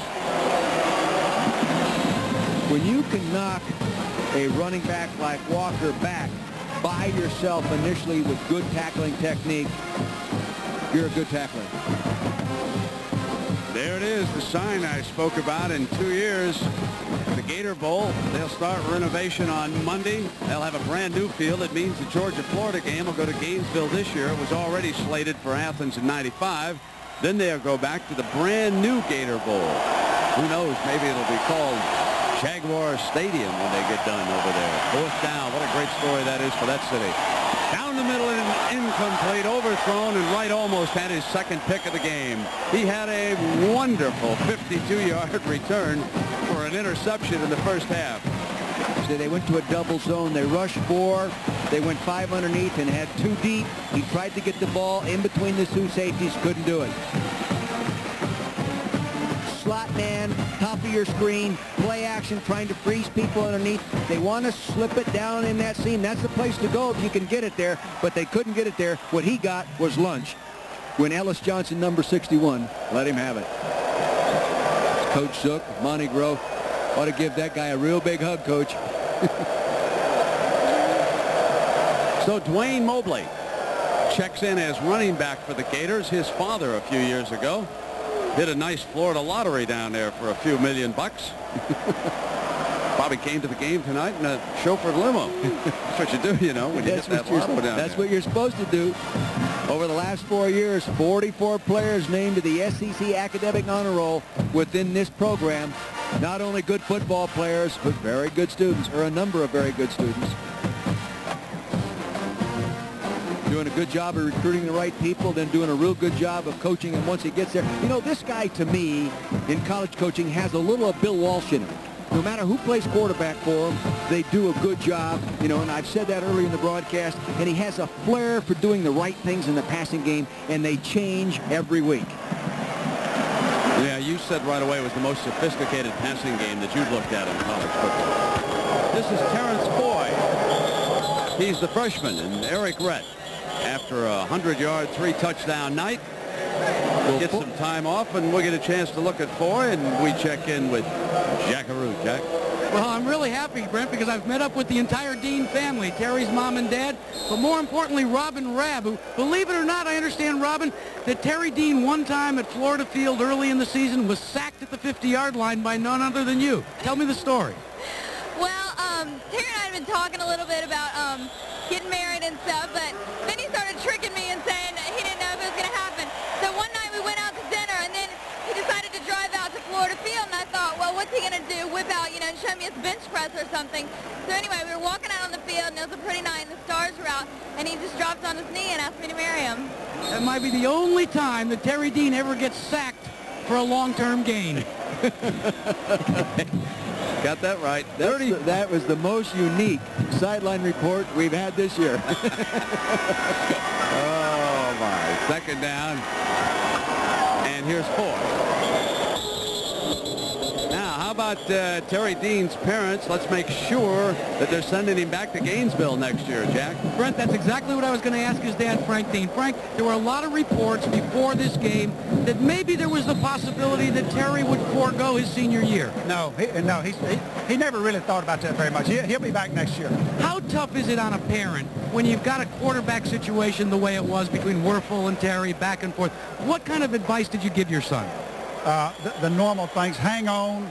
Things will get better. Keep trying. And don't ever give up. I've got to ask you, having a star quarterback as a son, do you get a lot of ribbing at the hair salon? I tell you what, I can still spank him when I need to. When you've got a situation, though, and you get to watch your son play ball, do you ever think about the NFL? Do you ever think about maybe him making it and playing on Sundays? Of course, when you have a boy in ball on the national level with colleges, it's a natural thought. But a lot of things have to happen. If it's God's will, he'll be there. Well, Happy New Year to all of you. Happy New Year to you. Thank you. Well, Dean and the Gators with a comfortable 35-7 lead here and a first down across midfield against the Mountaineers, and that time he slipped trying to get it into Mobley's hands, putting the ball down on the carpet. I think the offensive center stepped on his foot. When he went to reverse pivot, it was stepped on, and he couldn't reverse pivot and hand it off.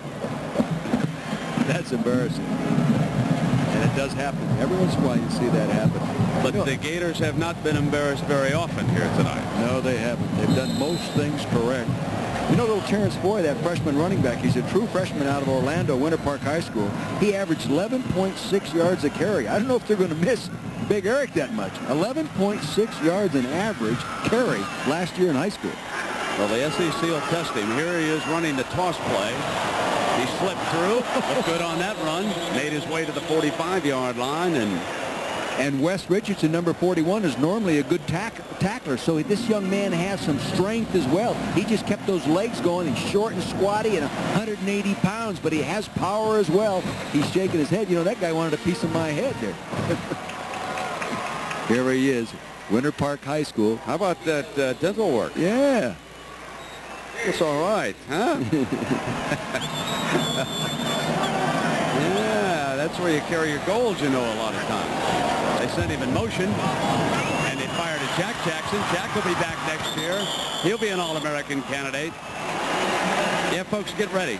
I wouldn't be surprised if the Gators are not there in the top 3 in the preseason next year. This team is coming back loaded. This is an impressive bowl victory here tonight in New Orleans.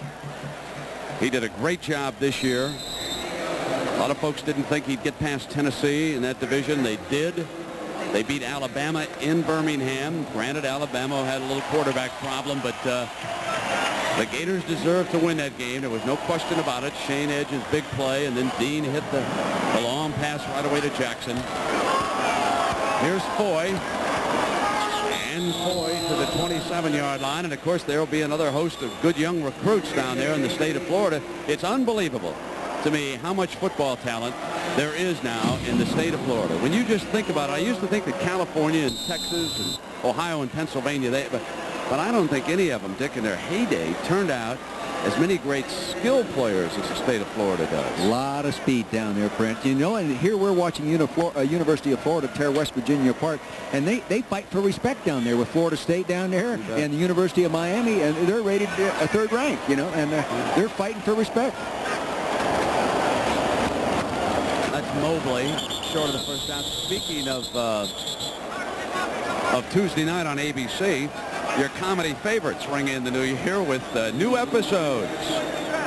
Roseanne and Coach, Tuesday, starting at 9. 8 Central Time on ABC. Let's see. Roseanne's hubby, big Iowa Hawkeye fan, had to be disappointed in their bowl performance against California the other night down the Alamo Bowl. Now the Hawkeyes will be back under Hayden Fry.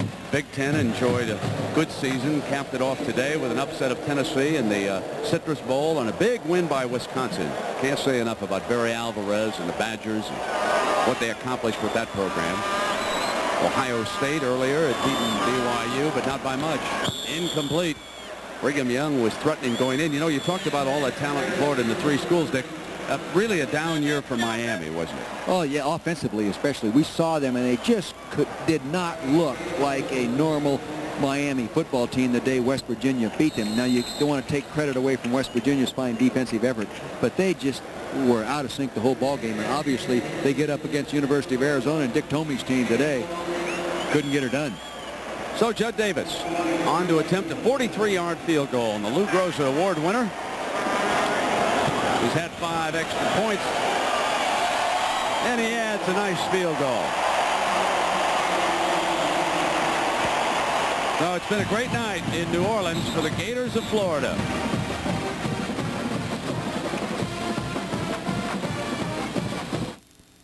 Three decades in the making.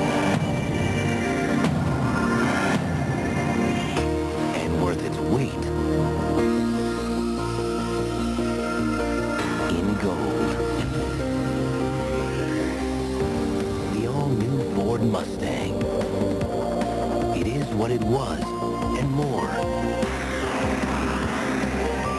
It's Motor Trend Car of the Year.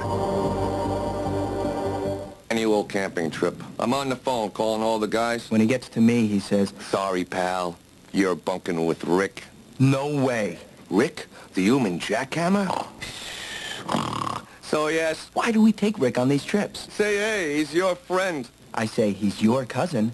True friends deserve AT&T True Rewards. Introducing the only program that gives you points for frequent flyer miles and free AT&T minutes. Your true boy. It's the Monday night grand finale. Steve Young and the playoff-bound 49ers host the Philadelphia Eagles. It's the final stop on ABC's Monday Night Football. Welcome back once again to Bowl Day 94, presented by Wavy Lay's Potato Chips. A couple of games earlier today here on ABC. Penn State wins 31-13. Joe Paterno tying Bear Bryant for the most bowl coaching victories all time at 15. And Wisconsin gets their first ever victory in the Rose Bowl, knocking off UCLA. Brent Moss over 100 yards for the 11th straight game. Back to another Brent. Yeah, hey, he's had a day in the studio. He's been in there all day. Yeah, he's got to work for a living, doesn't he? You get those Wavy Lays, they give you all you can eat in the course of a day, you suppose? Hope they give him a colon, too. Yes, Savannah Poole from the 4.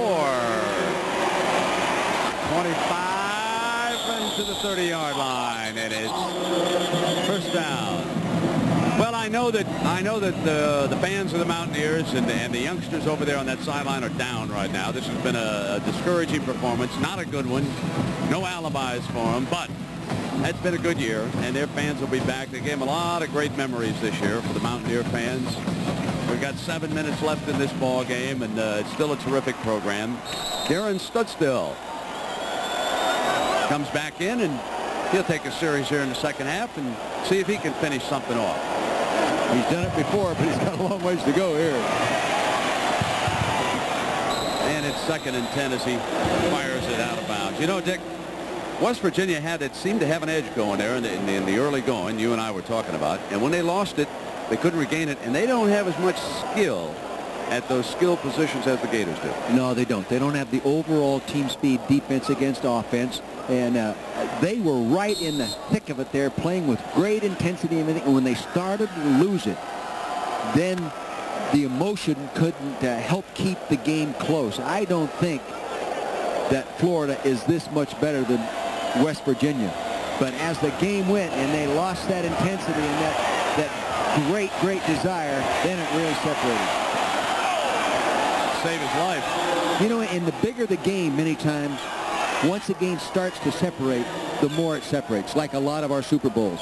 Johnny Church was about to separate Studstill from his head that time on the chase. He's another one playing on his birthday today. He was born January 1st, 1974. Johnny Church. So happy birthday, John. Coach Donnie Nealon, huh? Yeah, both of them. Of course, Coach Nealon was born before 1974.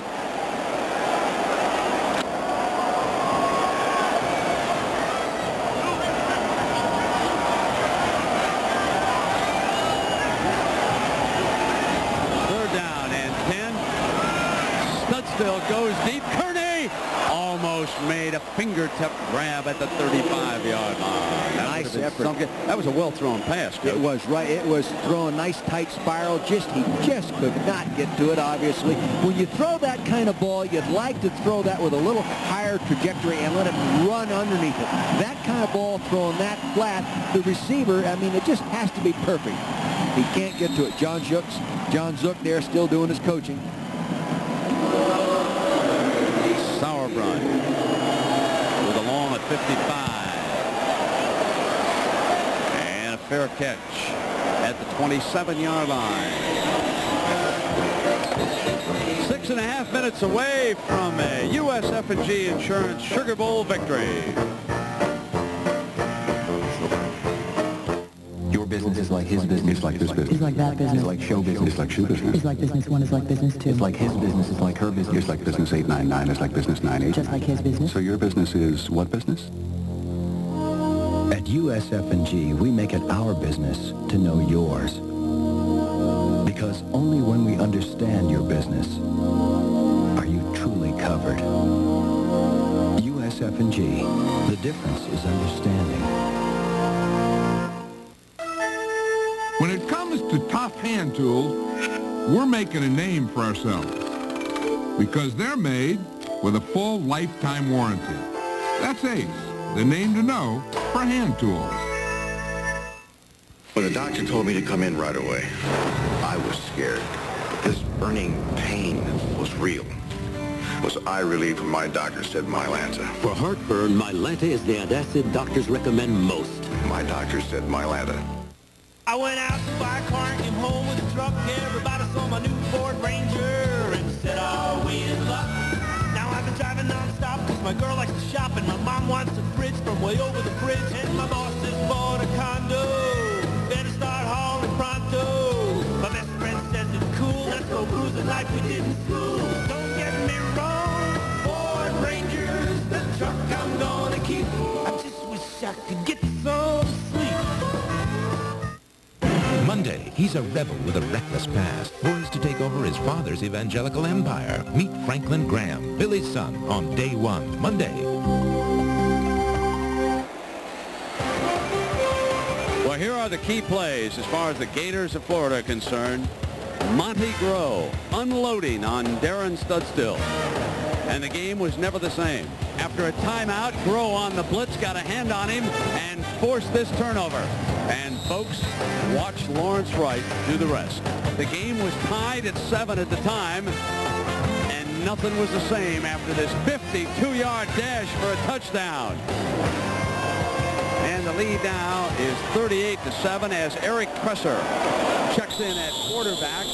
Eric Kresser had a brother who played on the national championship team at Miami back in 1989. So he comes in here and he'll take over with 6:25 to go, and Steve Spurrier will get an opportunity to look at this freshman quarterback from Palm Beach Gardens, Florida. They have another redshirt quarterback down there, Brian Schottenheimer, Marty Schottenheimer's son, Brent. They've got a lot of quarterbacks. In fact, early in the year, Coach Spurrier was using Brian as the signal caller in terms of signaling the plays in once he made the verbal call. Look at this. Oh, here we go. Little razzle-dazzle. Where is it? That's the hidden ball trick. And Bilkey came away with it. That's the hidden ball play. They've been working it all year, and on the practice field the other day they ran it. Now watch this as you see the snap. They're going to take it back. They've worked on this all year and have never run it. They have never run it. And the players have been chewing on the coach. Let's run that thing. And then Bilkey turns around and runs it. It worked, Coach. Yeah, it worked for 10-yard or 9-yard gain. And the toss to Foy on the first down. Look at this work. Wow, speaking of work, Jackaroo, what do you got, partner?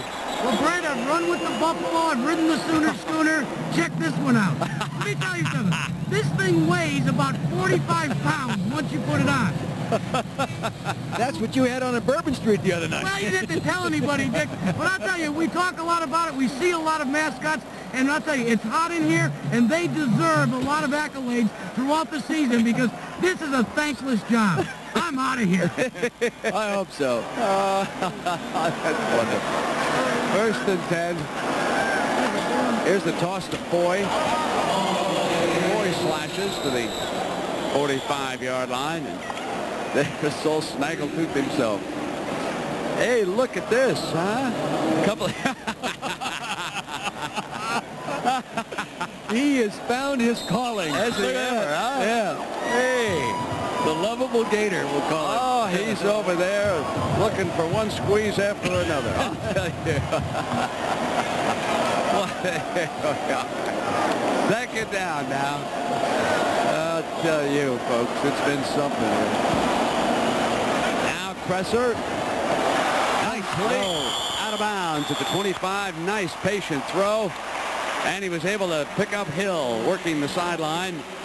And just like Dick Vermeil said, doesn't matter who plays quarterback for the Gators, they're going to move the ball. There's 20 yards. I went back and studied him this week in preparation for this. His quarterbacks throw a touchdown pass every 15 attempts. Every 9th completion's in the end zone for a touchdown. And they throw an interception every 25 times. That's the only thing that is not really super, that interception ratio.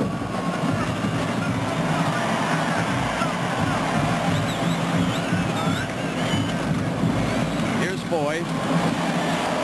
He's going to be a good football player. Now, at one point I want to make, because as I get older, I've changed my opinion about all these things. But, you know, I imagine some of the folks up in West Virginia think that, you know, we shouldn't be laughing, shouldn't be serious, and Florida shouldn't be doing all this trick stuff and running up the field. Let me tell you, folks, when you put guys like Cresser and Foy out there, and they're trying to win jobs next year, they're trying to get the ball into the end zone. They figure the game's long over. We're not going to get upset about it. And West Virginia should fight back and do something about it. No question. Let them play. West Virginia has a lot of young kids in there playing right now, too, trying to play hard and earn respect for spring ball. Absolutely. Oh, it's second down now. Final 3:40. And, folks, you ain't got a timeout on that side if they called one. Wait a minute. Isn't this the same place? Didn't Chris Webber do this here? This is a delay of game. They don't have any timeouts, huh? That's about the same spot where I saw Chris Webber come down and pound it across the line and say timeout. I expect to see a Tar Heel go up here and shoot a free throw. I'm telling you, can't do that. What is it about the Superdome and these illegal timeouts? 3:40.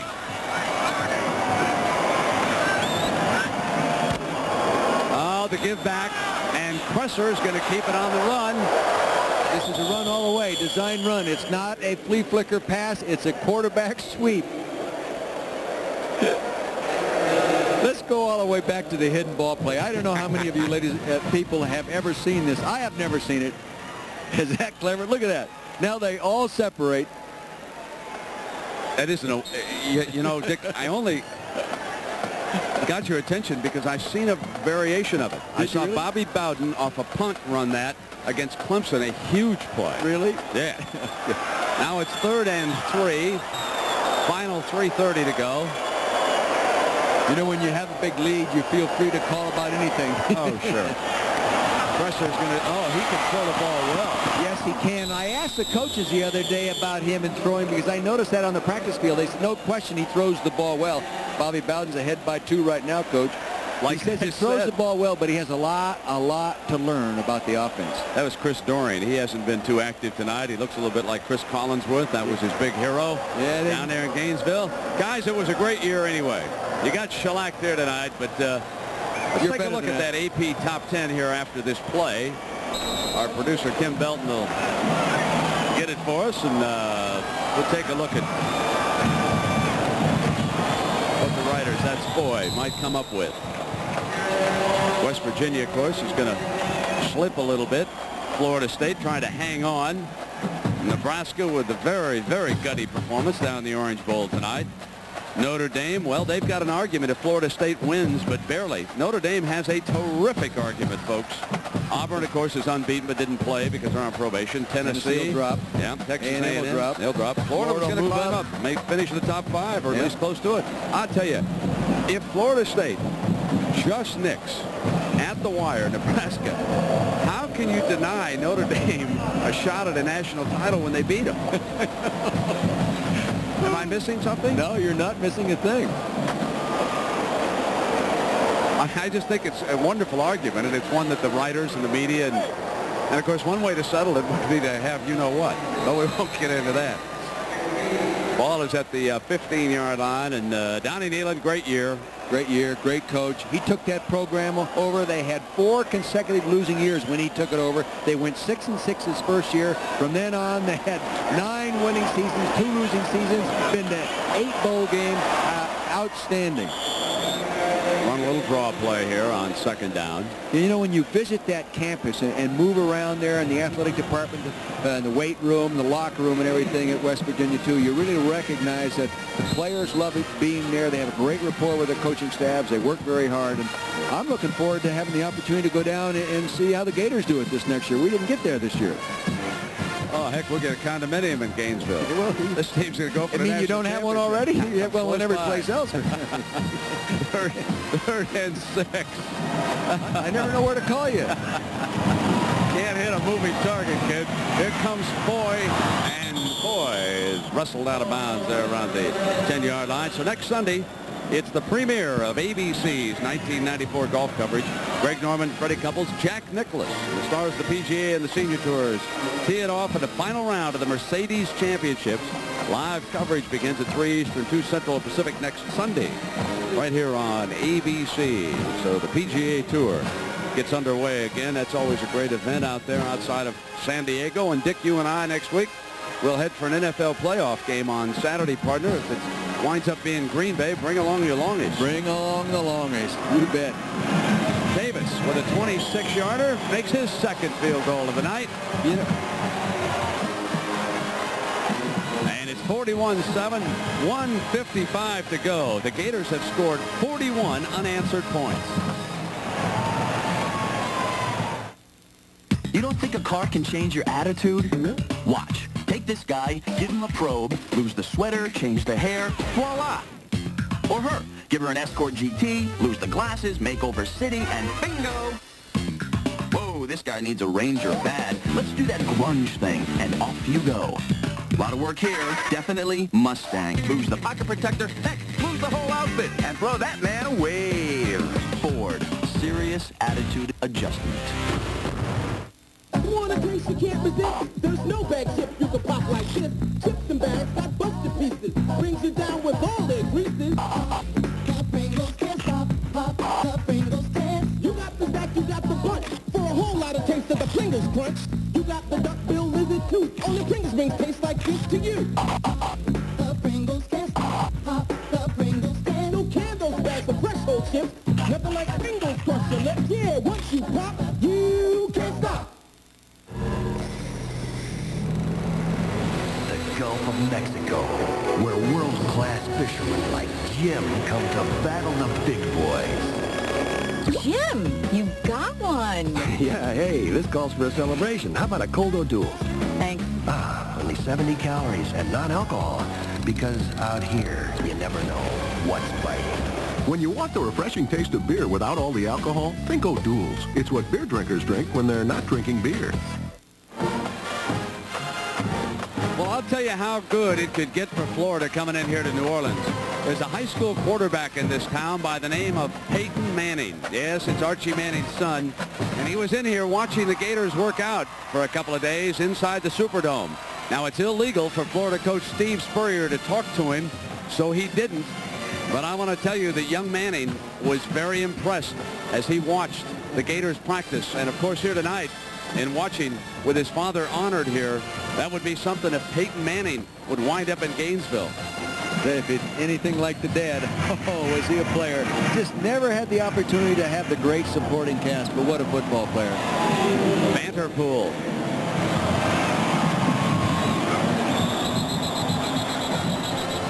Good special team coverage tonight by Florida. Yeah, you know, Brent, they improved all phases of their special teams this year, and they hadn't been real good in the past, but this year in every category they improved, especially in their field goal kicker, Judd Davis. The USF&G Insurance Sugar Bowl is going to the Florida Gators. We'll be right back. Your insurance, therefore, insures the purchase of any additional liability coverages in excess of whatever a minimum coverage amounts is stated in the below insured entries based upon a waiver of uninsured coverages exceeding the minimum required by insurance law. The insurance company's share is the proportion that our limit of liability bears between the total of applicable limits and insures those things which have been damaged. You, as first name insured, moreover. At USF&G, we believe that only when you understand your insurance are you truly covered. USF&G. The difference is understanding. Out here isn't the only place our Ford F-Series pickups have blazed new trails.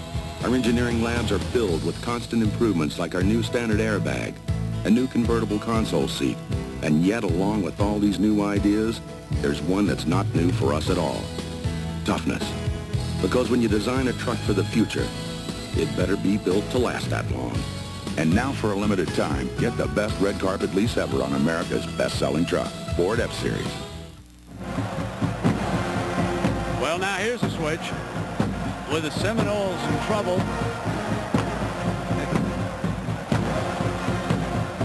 And there's that situation.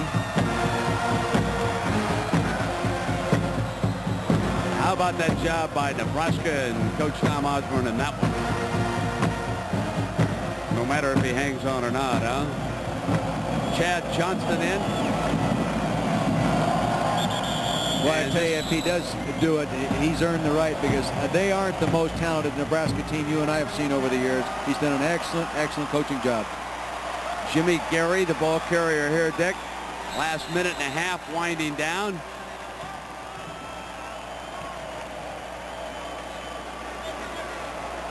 And we get official word that the MVP of this USF&G Insurance Sugar Bowl will be Eric Rett. He certainly deserves that honor with his 3 touchdowns and his 100-yard night. Rett has joined Jack Mildren and Jerome Bettis. Mildren of Oklahoma did it against Auburn in '72, and Bettis did it against Florida in '92 with 3 touchdowns or 18 points. 2 bowl games, a Gator Bowl MVP last year, Sugar Bowl MVP this year.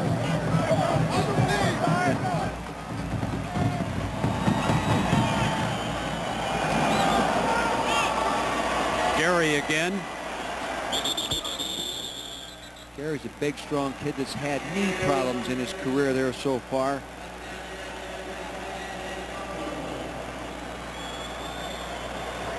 Well, and looking back at some of the scores of the other day, Ohio State over Brigham Young. Dick, you and I were surprised that one was so close. And then USC struck for 4 scores against Utah and almost let that one get away.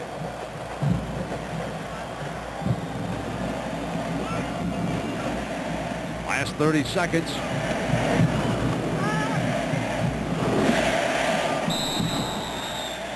And West Virginia's unbeaten season has come to an end.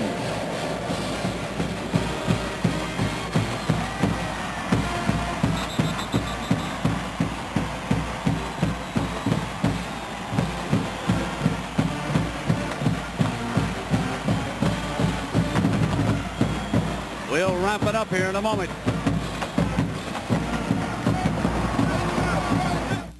It looks like a new kind of Tylenol. It seems to be pretty strong medicine. It really makes you feel better. Oh, good. Something easier to swallow. It does look high-tech. Introducing Extra Strength Tylenol Gel Tabs. All the power of Extra Strength Tylenol, made with an innovative patented gel coat technology. They work hard on your toughest pain. It worked fast for me. They did the trick. I went bowling last night. Tylenol Gel Tabs, the newest form of pain relief. The gel tabs were strong enough to take my pain away. Got rid of my aches and pains. That's why we're standing here talking to you. It's Domino's Crunchy Thin Crust Pizza. It's thin, crispy, crunchy. and check this. Free pizza. Order a large thin crust pizza with 2 toppings. And get any medium 1-topping pizza. Free! Something for nothing when you call Domino's.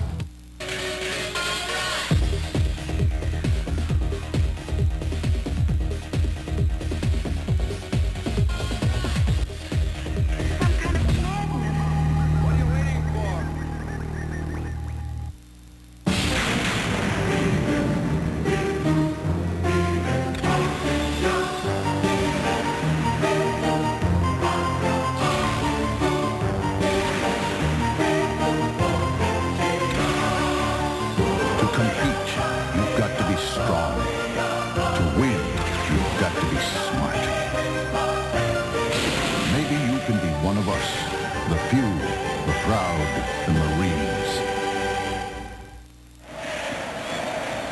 Well, for Don Nehlen and the Mountaineers, been a very unhappy way to start 1994, but it was a glorious season, and it has been a solid program despite what has transpired down here in the Superdome tonight. And for the Gators of Florida, they have deservedly so, captured this championship. No question about it. They were the superior team here tonight. Spurrier was under fire early in this game, and his players simply responded. And Steve says, don't even worry about it. Don't play. Just get it out of here. Just let that clock tick away, and let's go on in with this 41-7 triumph. And, folks, the Florida Gators have won this year's USF&G Insurance Sugar Bowl in convincing fashion, 41-7.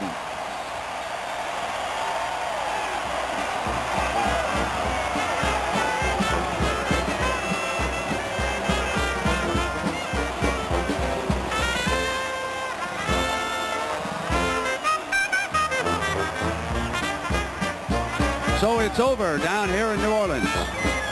For Jack Arute, Dick Vermeil, and all our crew here in New Orleans, we wish you a very happy New Year. I'm Brent Musburger. So long as Florida has beaten West Virginia 41-7.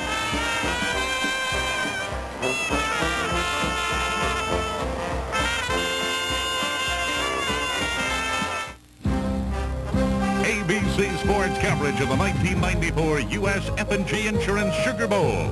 Brought to you by USF&G Insurance. USF&G, the difference is understanding.